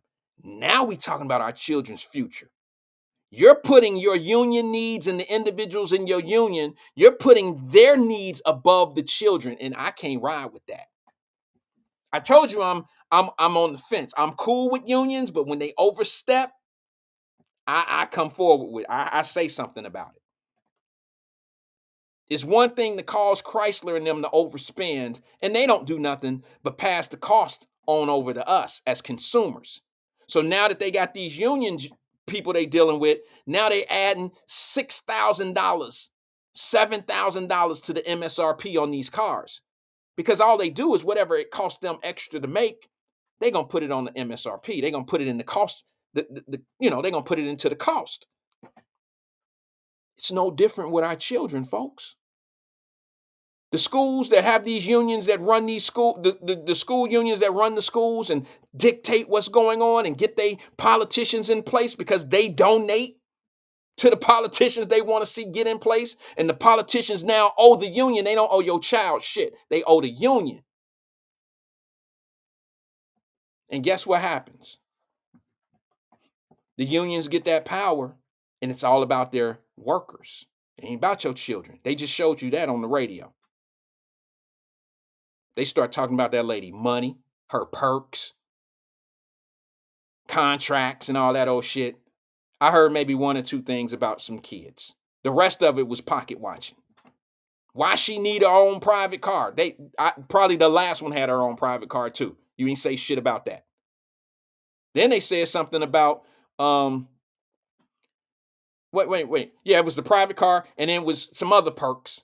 Those are all normal perks, but now all of a sudden it's an issue. But now, here's the thing about the unions. Now they trying to control who come in and make the change. Dr. Wright is trying to make a change that I think we all should probably appreciate. They don't want to see that change. There's a reason why they don't want to see that change. Now let me ask you a question. When the unions made that change up at the automobile industry, we always like, okay, fine. Then I don't have to buy a car from Ford or GM or Chrysler that's $6,000 more. The consumer has a choice not to buy that car. But now let me ask y'all this, family. What choice do we have when it comes down to dealing with the kids that the union is just pushing through the schools because they're not really geared in or engaged in the children's education? They're more concerned about the pensions and the money for the people that pay their dues to them. What's the price? How much are we adding to the MSRP of our children? How much is it costing us as a tax-paying citizen to get a 12th grader through school with a 4th grade reading level? Where he gonna go work? What school is he? Where he going? What's the price? How much did we just add to the taxpayer? Oh, y'all don't hear me. Y'all don't hear me. I don't know if y'all know this or not, but there was a lot of shit going on. And I got to say this one. There was a lot of shit going on here recently about kids downtown and acting a fool and blah, blah, blah, blah, blah. And I gave y'all my real spiel, and I meant this heart to heart. I was really serious about this. And that was, we don't have a kid problem. We have a parent problem. I stick to that. I truly believe that. But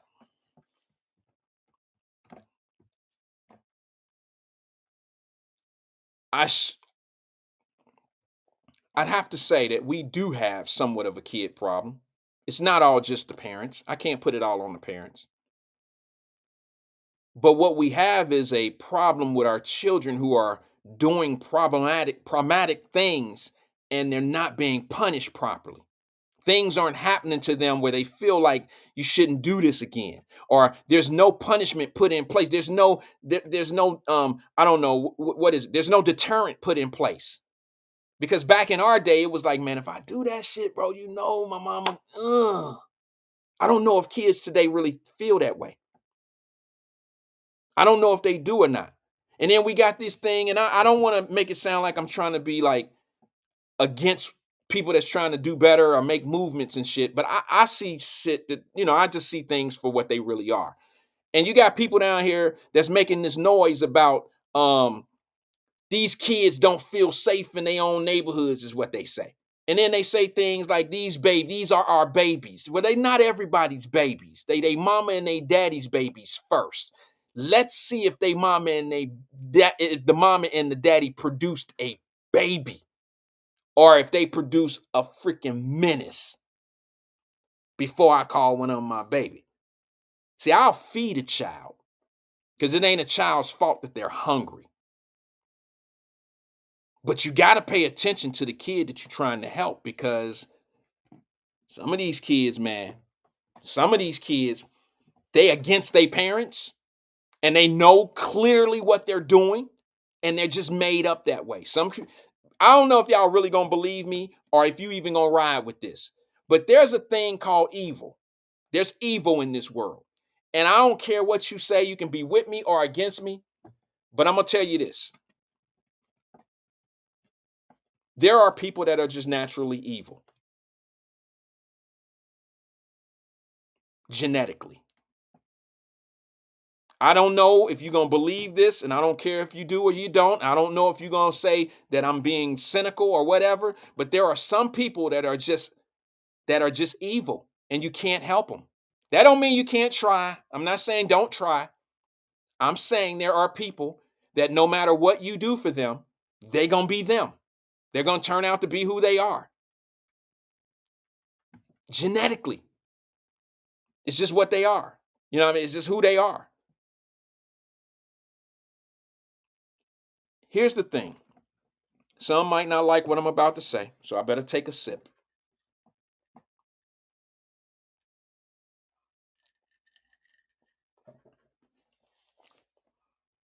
I want to hear what the people got to say now when they say, we need to be downtown helping our babies.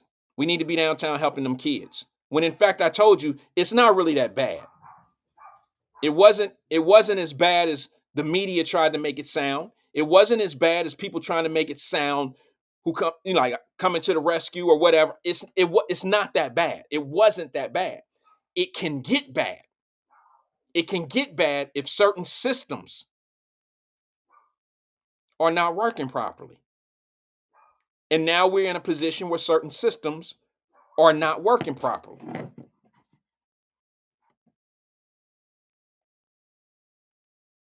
One second.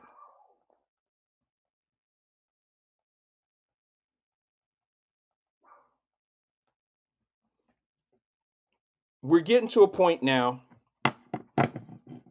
where I have to address this. Because before, what I said, and I went on the record as saying it, I said that the reason why city council has been brought into this situation at downtown is because, and if you were ready to leave, don't leave yet, because I got a video I'm going to show you here in a second, and you're going to be like, damn, I didn't even know that happened, or maybe you do know it happened. But I used to say that the only reason why those police officers are trying to stop those kids downtown is because the business district called them. They don't want those kids in front of their businesses during business hours. It stops people from coming in their stores and shopping and doing whatever they're doing, coming into their restaurants. It stops that. So you should keep those kids moving. Get your connecting flight or whatever, your connecting bus, and move on. Go home. It's not a place that you need to be congregating and getting into fights and doing all that. That's not a place for that, because it's a business district. Told you my sister-in-law called my wife that day and was like, I can't even get to the bus. I got to ride the bus to my car, and I can't even get to the bus without stepping over children and them making fun of me, laughing, being disrespectful. It's happening. Whether y'all want to admit it or not, it's happening. Them are some disrespectful ass kids. And they think it's funny. I remember them days. I remember. It ain't the worst. I remember. But they on another level. And if you don't believe me, all you got to do is check with the people that don't talk to you and don't tell you the shit. Check with them. Do your own research. Go down to District 1 and ask for a report, an incident report between the hours of such and such and such and such. Go to district, whatever it is that you live in, and ask for a police report, an incident report in the surrounding area between the hours of such and such and such and such. They'll give you a print off. Look at the shit that's going on that you don't hear about on the news.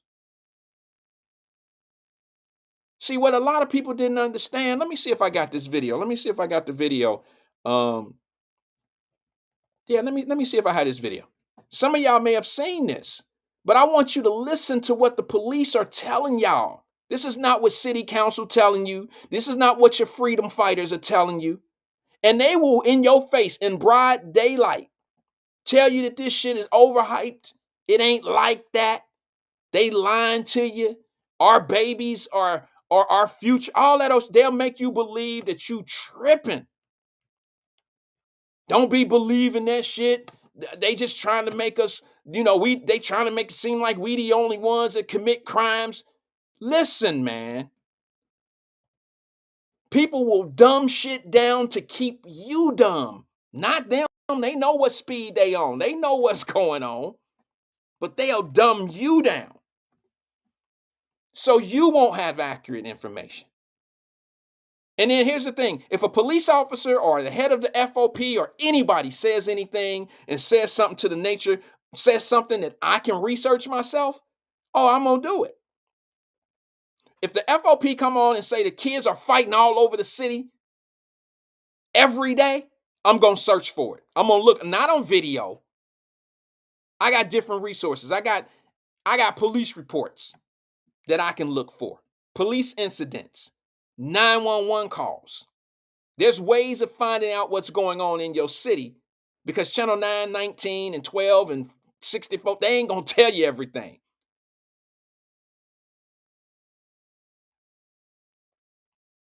If you want the real information, it's out there.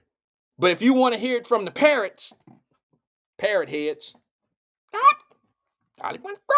if you want to hear it from the people that's been repeating the same shit over and over again and keeping you dumb and deaf and keeping the heads in the sand, and we ain't got no problem. See, y'all don't understand is that's the beginning of the problem of why the school system is so bad. Because we're not taking care of the problem that's going into the school system. We're not taking care of that problem. Sorry. Wrong show if you thought I was about to be a parrot. We're not taking care of that problem. We're allowing that problem to infiltrate our children who want to be something in life, who want to be great. And we got people protecting people that's infiltrating the people that want to be great. And I just can't live with that. I can't live with that. And I ain't trying to be all against anybody or with somebody. This is my opinion. Watch this video right here. Who knew that this happened? Who heard of this one? Check it out.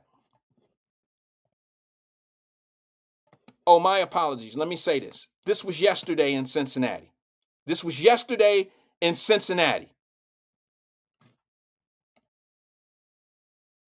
New at 10, we're getting a new look at some new video tonight showing what appears to be a large group of teenagers fighting. This is at a McDonald's drive-thru in Roselawn. The Fraternal Order of Police shared the video on social media today. Chancellor Wynn's live after speaking with the FOP president. And they're dealing with all kinds of behavior similar to this, right? Yeah, so as you guys mentioned, we are live here at the Queen City Fraternal Order of Police Lodge, and tonight I spoke to the president of the FOP, and he tells me that it's the juveniles, teenagers like the ones you saw in that video fighting in that McDonald's drive-thru.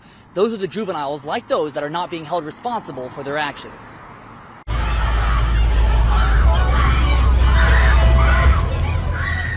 This is just part of the video captured at a Roselawn McDonald's showing a large crowd of what appears to be teenagers fighting in the drive-thru. Doesn't matter if it's the Banks, if it's Roselawn, Price Hill, it's going on every single day, and these things need to stop. Fraternal Order of Police President Ken Kober says that juvenile courts aren't holding teens like the ones in this video responsible for their actions. These kids have no consequences. They know that if they get arrested, they're going to be right back out on the street with, usually before the cops are even done completing the paperwork.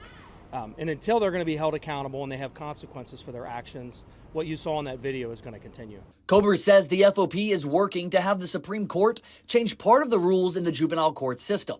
A letter from the FOP Ohio president to Chief Justice Sharon L. Kennedy states the FOP has concerns that one of the rules, quote, prioritizes avoiding formal court action for juveniles in appropriate cases. The letter goes on to state that this has, quote, allowed serious offenses to be diverted from the justice system. There's three parts of the justice system. You've got the law enforcement, you have prosecutors, and then you have the judges.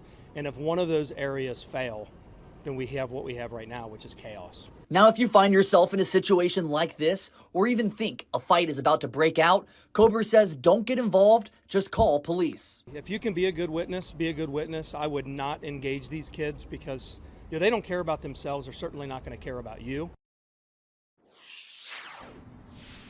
Now, back in January, Fox 19 Now reported that the juvenile court has moved assault cases that do not have any reported injuries to the unofficial docket. But for now, reporting live and over the Rhine, Chancellor Wynn, Fox 19 Now.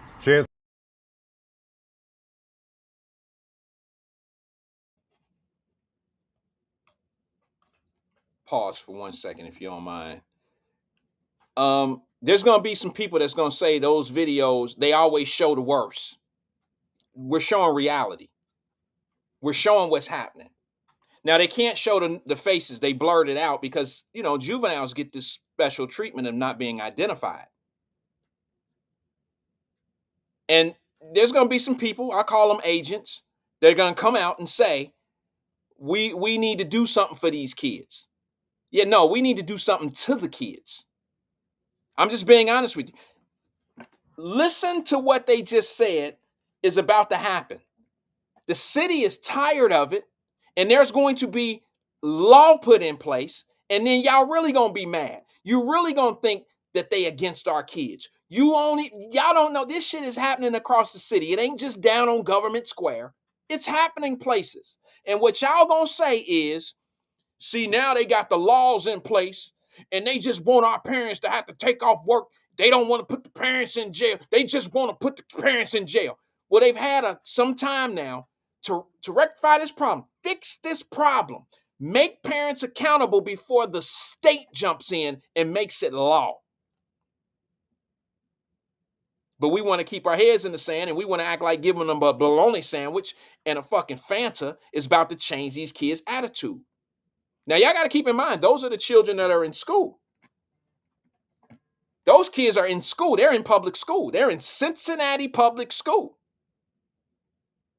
I wouldn't want my daughter sitting next to that.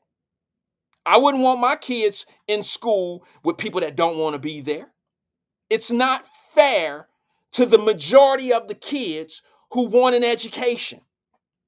And if we keep dipping our head in the sand, acting like this shit is not happening because we scared to say something because our local freedom fighters are going to act like we against black people and all this old shit, don't say nothing about our babies because they're our children.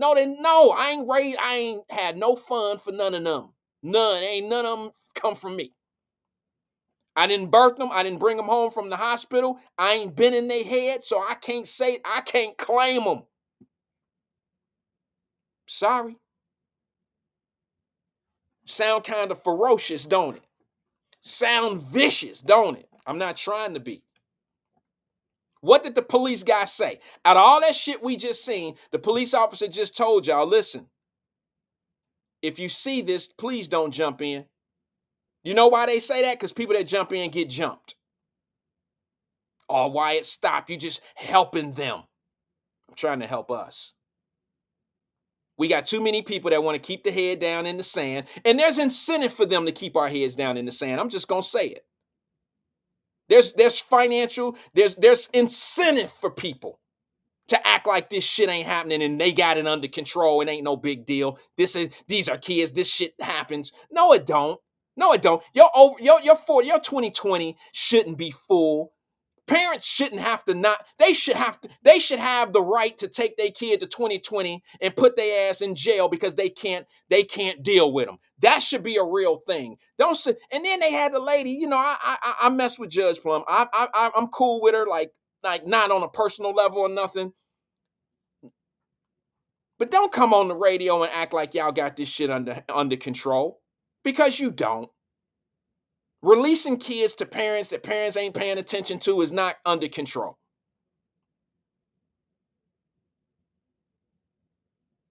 Don't act like you got it under control and you dealing with it and y'all got it under. Now, we know how them kids coming and going, and the police know. That's why that man just made that comment and said, hey, if you see these kids jumping and doing this, call us. Don't jump in, because they don't care about themselves. Now, I know what y'all gonna say. Listen to the dirty ass white policeman say that old shit about us. What else he supposed to say, man? What else is the man supposed to say to some shit that we looking at? Not that's AI'd and made up. What else is he supposed to say?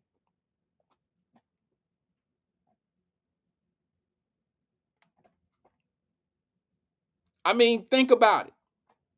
I'm not pushing any narrative or hidden agenda for any political nothing. They just said, the FOP guy just said that this shit happens every day. I am not going to challenge him on that because I have sources. I'm not going to challenge him. I'm not going to suggest that what we've seen in that video or what we've been seeing in some videos, that happens every day. But there's some form of conflict with our children every day out here in these streets when they shouldn't even be doing this shit. Now, I'm going to tell you something. 3 young teenagers just got caught for vandalizing 40 cars in Westchester. 40 break-ins. Westchester. It's spreading. Y'all want to know why Forest Park falling apart? You want to know why Westwood fell apart? You want to know why Western Hills fell apart? You want to know why some of these areas are changing? Westchester is changing. A lot of places in the area are changing. You can say what you want to say about me. I'm engaged in this shit and I know what it is, and you're not going to hurt my feelings. You can maybe pick up some allies because I tell the truth about some shit, and you could probably convince some people that I don't like black people and all that old goofy shit if you want to. You can do all that shit if you want to. Enough of it has changed, Daryl. I got people on this show that live in Forest Park and they not proud. I don't mean that to be disrespectful or disgrace. I don't mean to be disrespectful.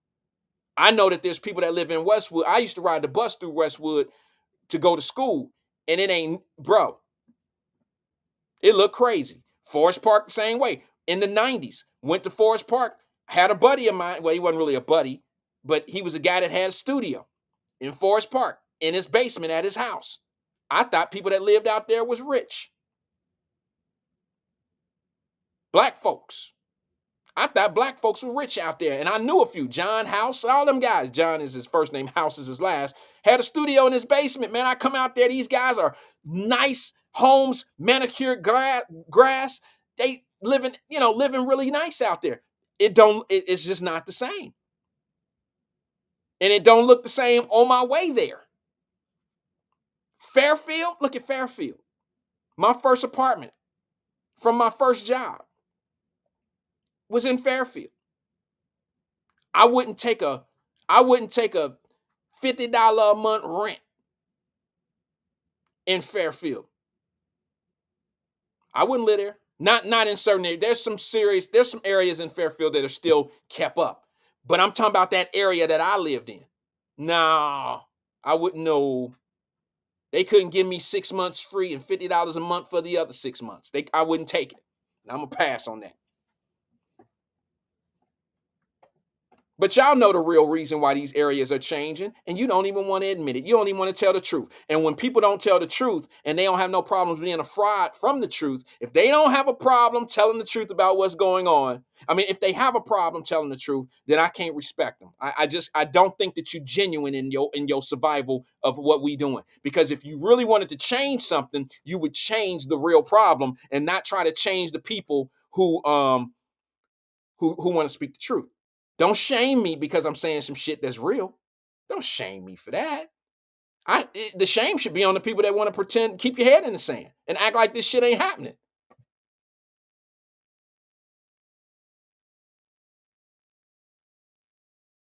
You funny. How this shit hit the news and nobody talked about it? Did they talk about this at all on the radio or on TV or anything? I guess the news had it. Anybody?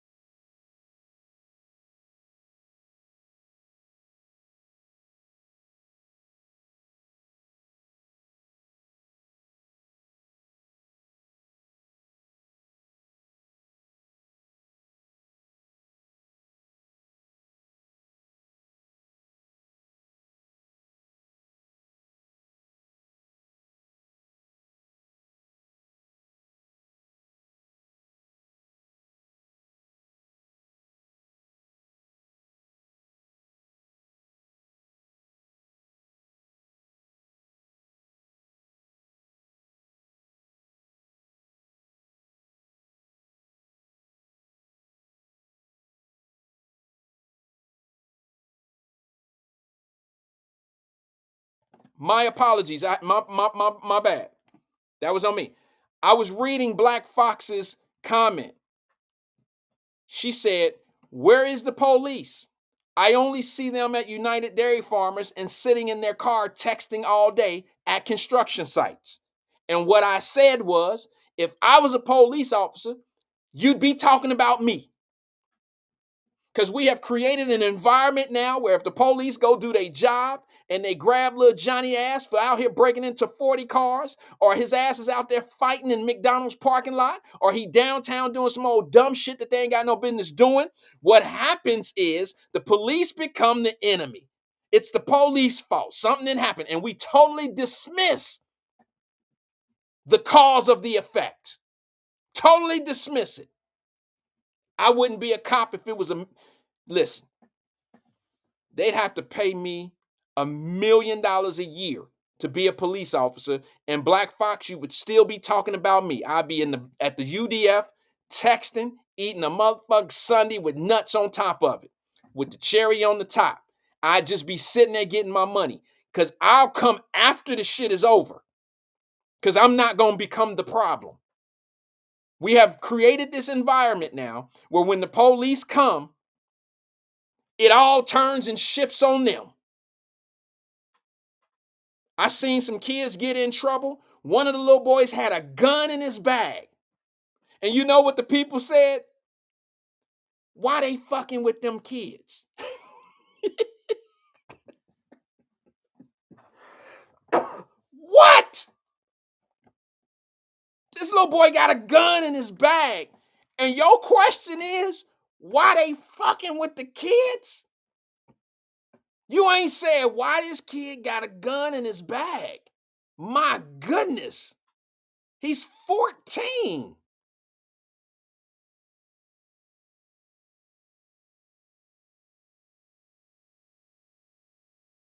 Somebody help me with the thought process that's going on here.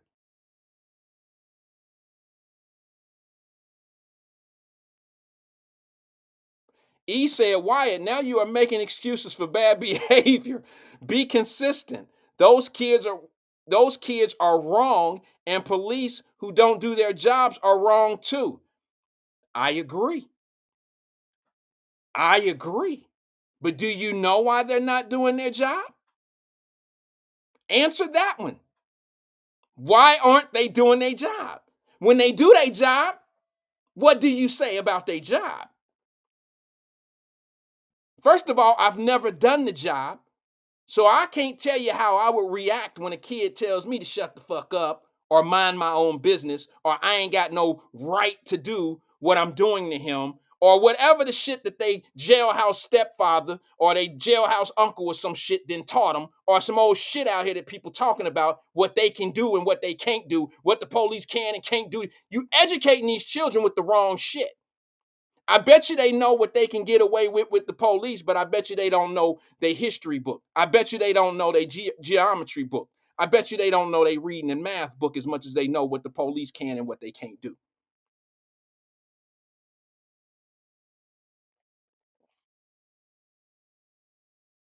You don't want to face no charges. You don't want to. When Sonny Kim approached that young man with that gun, he did exactly what a rational, reasonable, affectionate police officer would do. He seen somebody with a mental illness. He didn't know he was mentally ill, but he seen somebody that had a gun that he tried to talk down and take it for, tried to relax it. What that man do to him? What did that young man do to him? He shot Sonny Kim. Sonny Kim didn't make it home to his family. Now, when that man was pointing that gun at Sonny Kim could have pulled his weapon and shot him dead. If that would have happened, can you imagine what would have been said on radio, TV? He could have done it better. He could have did something. Why he didn't shoot him in the leg? Well, the dude that shot Sonny Kim didn't shoot him in the leg. The villain didn't shoot the police officer in the leg. They aimed to kill too. But it's funny how we always judge the police officers for doing their shit, and then when they get caught up in something, or they done dealt with 5 people like those kids all day, and now we wonder why they overreacting when you're getting kids that got guns in their bag, and now we want to know, why is the police going through people's bags? What? I don't get it. I don't get it. And I'm not just going to be saying, I don't want to make my points just to be argumentative. I'm going to lay my point out there and y'all can have at it. I ain't here to debate reasonable action. I'm not here to debate that shit. I'm here to tell you what's going on. I'm here to tell you that police officers don't want to engage in these kids. They will sit at UDF and watch them kill each other. And it ain't always been that way. They used to engage, but what happens now is you've created an environment where police officers don't even want to have nothing to do with them. They'll let them kill each other. And then they'll go up and write their reports and say, this is what happened. Fuck it. I watched 6 or 7 migrants beat the shit out of 2 police officers in New York. And I ain't heard nobody say shit about that. I ain't heard nobody talk about how those police officers got their ass beat. I ain't heard one against the police ass person say nothing about that. Here we are letting undocumented immigrants come into this country illegally, and they have a mentality to kick the shit out of the police. And ain't nobody came up and defended the police. Ain't nobody said shit like, oh, here we go with some more. Here we go with some more people coming into the country that ain't got no problem beating the police ass. If y'all was so strong, why y'all wasn't beating the police ass over in Mexico? You here running from that shit. But you ain't got no problem beating the police up here because you know the police they lightweight sitting on their hands. And they know that our legal system is playing more in favor to the crook than the law-abiding citizens. And if you don't believe me, I know y'all don't like to listen to the police because they ain't nothing but liars. They don't tell the truth. The videos that you see that's going on, we only see the bad ones. No, what you don't see is 90% of the shit that they see. All you see is the shit that comes through the algorithms of what the police did wrong. The Benjamin Crump videos, that's all you see. But you won't see 90% of the shit that's going on these streets.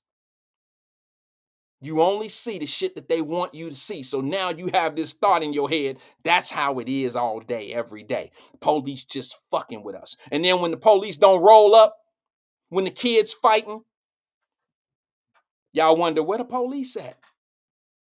Remember we had that argument when everybody was talking about the police, and it's be the same motherfuckers that call when you getting your ass kicked? Domestic violence? You didn't talk all that shit because police didn't locked up your man. Selling dope, doing what he doing, all this old shit. He was just over there 2 days ago. He had little Tyrone tied up over there because Tyrone on the corner selling dope. Tyrone get out on bond, come home. Now he beating her ass, and she argued at the police 2 days ago for arresting Tyrone. Now Tyrone come back home, he whooping her motherfucking ass. Who did she call? The same cop that she was just bitching and complaining about. How you ever gonna clean your neighborhood up if that's the rotation? Fuck out of here with that. How you ever gonna clean that up when your mentality stuck right there? Somebody tell me what I just said was a made up situation and tell me that shit don't happen.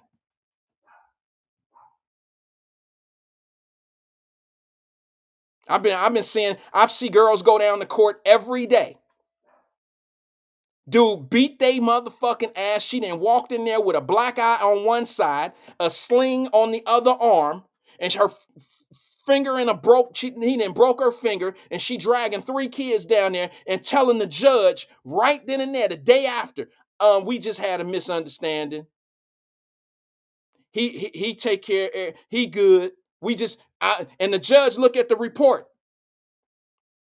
And he says, well, ma'am, didn't you say he threw you down the steps and drug you down the street and he did this and he shoved the kid and he did what happened? Did any of this happen? Nah, they misunderstood what I was saying. He ain't do all of that.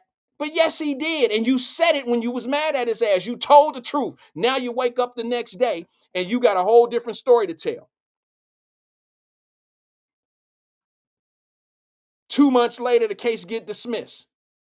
8 months later, you back down there again. Somebody tell me I'm lying. Come on, everybody got all these answers and shit. I'm hitting you with knowledge. I'm hitting you with the real shit. Tell me I'm lying.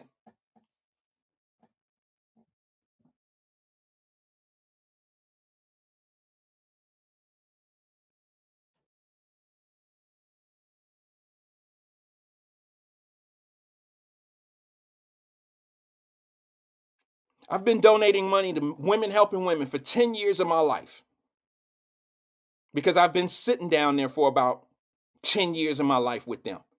There's several ladies that I know that used to volunteer their services with them that I've become friends with over the years.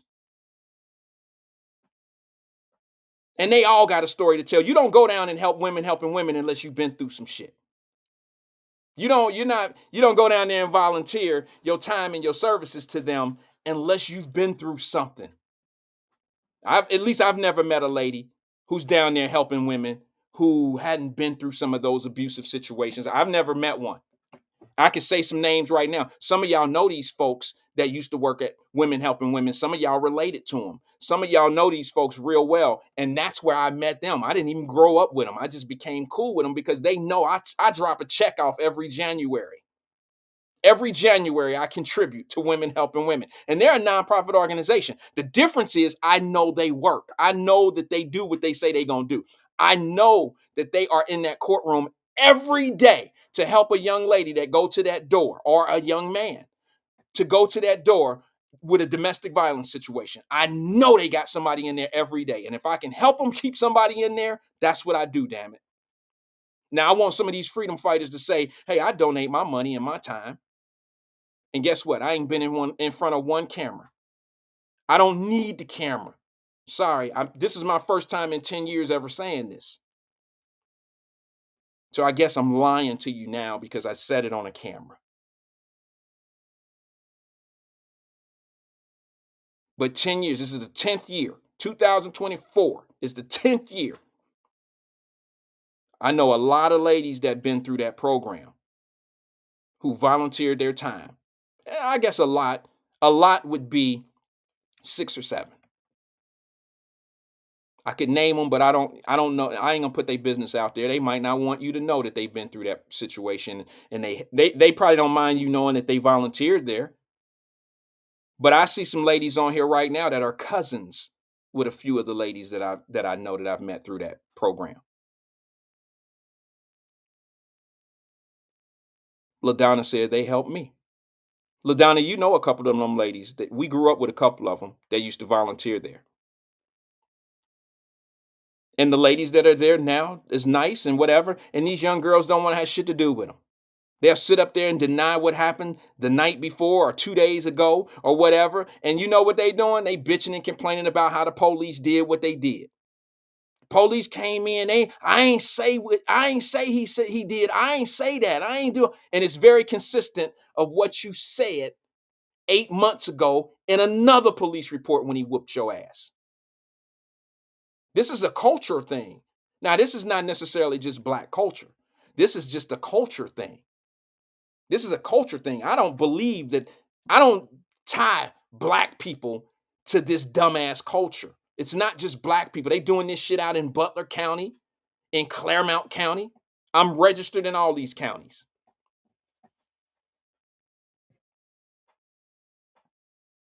So y'all can keep that color shit somewhere else. I don't believe that we the only ones that do what I'm describing.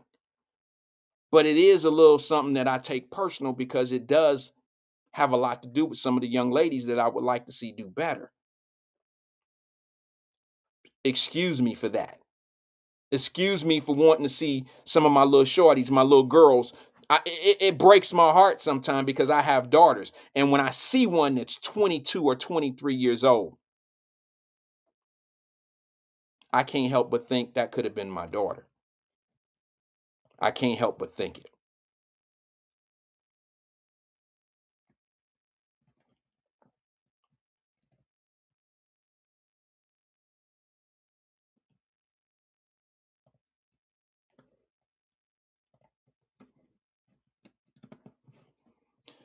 Tomorrow I'm going to see Planet of the Apes with the family. But before I go, I will be here tomorrow at 1 o'clock to finish up the week. Peace and love to everybody, man. I'll see you guys at 1 o'clock tomorrow. Go check out Emmanuel Livingston on his page. Peace and love to everybody.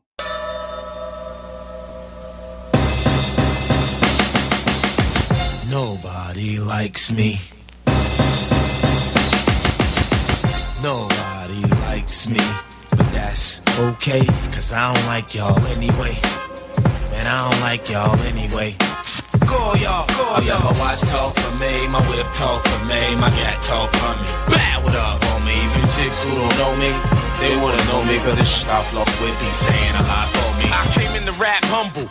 I don't give a now. I serve anybody like thugs who hustle up, down. Work price go up, capsules come down. The D's running my crib, nowhere to be found. Cats who hustle for me, they don't even stash packs. They keep them on them, right there in their ass crack. If I don't like you, I ain't gonna pretend to why the paramedics wrapping your fucking head like a Hindu. Look, I ain't going nowhere, so get used to me. OGs look at me and see I'm what they used to be. I'm the cat that sold, the cat that sold, the cat that shot dice when broke the so. The thug that popped, the thug that popped, the thug that went from 3.5 to a whole brick. Look, you ain't in your right mind, going against me. My pictures painted the words that make a blind man see. Scream murder, I don't believe you, murder. You gon' make me see you, murder. I don't believe you, murder, murder. Your life's on the line. Y'all really don't want no parts of me. Y'all tryna figure out how y'all started me. You gon' make me catch you on the late night. Pop shots with the fifth and slide off in the six. I'm not a marksman, why spark it? So I spray random. Not a pretty boy, but my moms think I'm handsome. I hate to hear he say, she say, shh. Unless he say, she say, she on my dick. No coincidence, cats who with me get shot up. Do a Cali style, drive through and tear your block up. You saw through, you putting up a crazy front. I stay with the Mac, the Pens tried to blaze me once. In the hood, they like, damn, 50 really spit it on him. Heard that, John? Yeah, 50 really shit on him. B, you don't want none, so don't start none. You just a small player in this game. Play your part, son. Murder, I don't believe you, murder. You gon' make me see you, murder. I don't believe you, murder, murder. Your life's on the line. These cats always escape reality when they rhyme. That's why they write about bricks and only dealt with dimes. Leave it to them, and they say they got a fast car, NASCAR, truck with a crash bar, and TVs in the dash, Paul. See him in the fire with stock rims. I just laugh, Paul. I catch stunts when I ain't trying. I ain't lying. I sit Don P till I spit up. Keep my wrist split up. Get out of line, I get you hit up. Now if you say my name in your rhyme, you better watch what you say. You get carried away, you could get shot and carried away. Now here's a list of MCs that could kill you in 8 bars. 50 Jay-Z and Nas. I'ma say this shit now and never again. We ain't buddies, we ain't partners, and we damn sure ain't friends. The games you playing, you get killed like that. Acting like you all hard, you ain't built like that. See me when you see me. One. Scream murder. I don't believe you. Murder. You gon' make me see you. Murder. I don't believe you. Murder, murder. Your life's on the line. Y'all really don't want no parts of me. Y'all tryna figure out how y'all started me. You gon' make me catch you on the late night. Pop shots with the fifth and slide off in the sixth.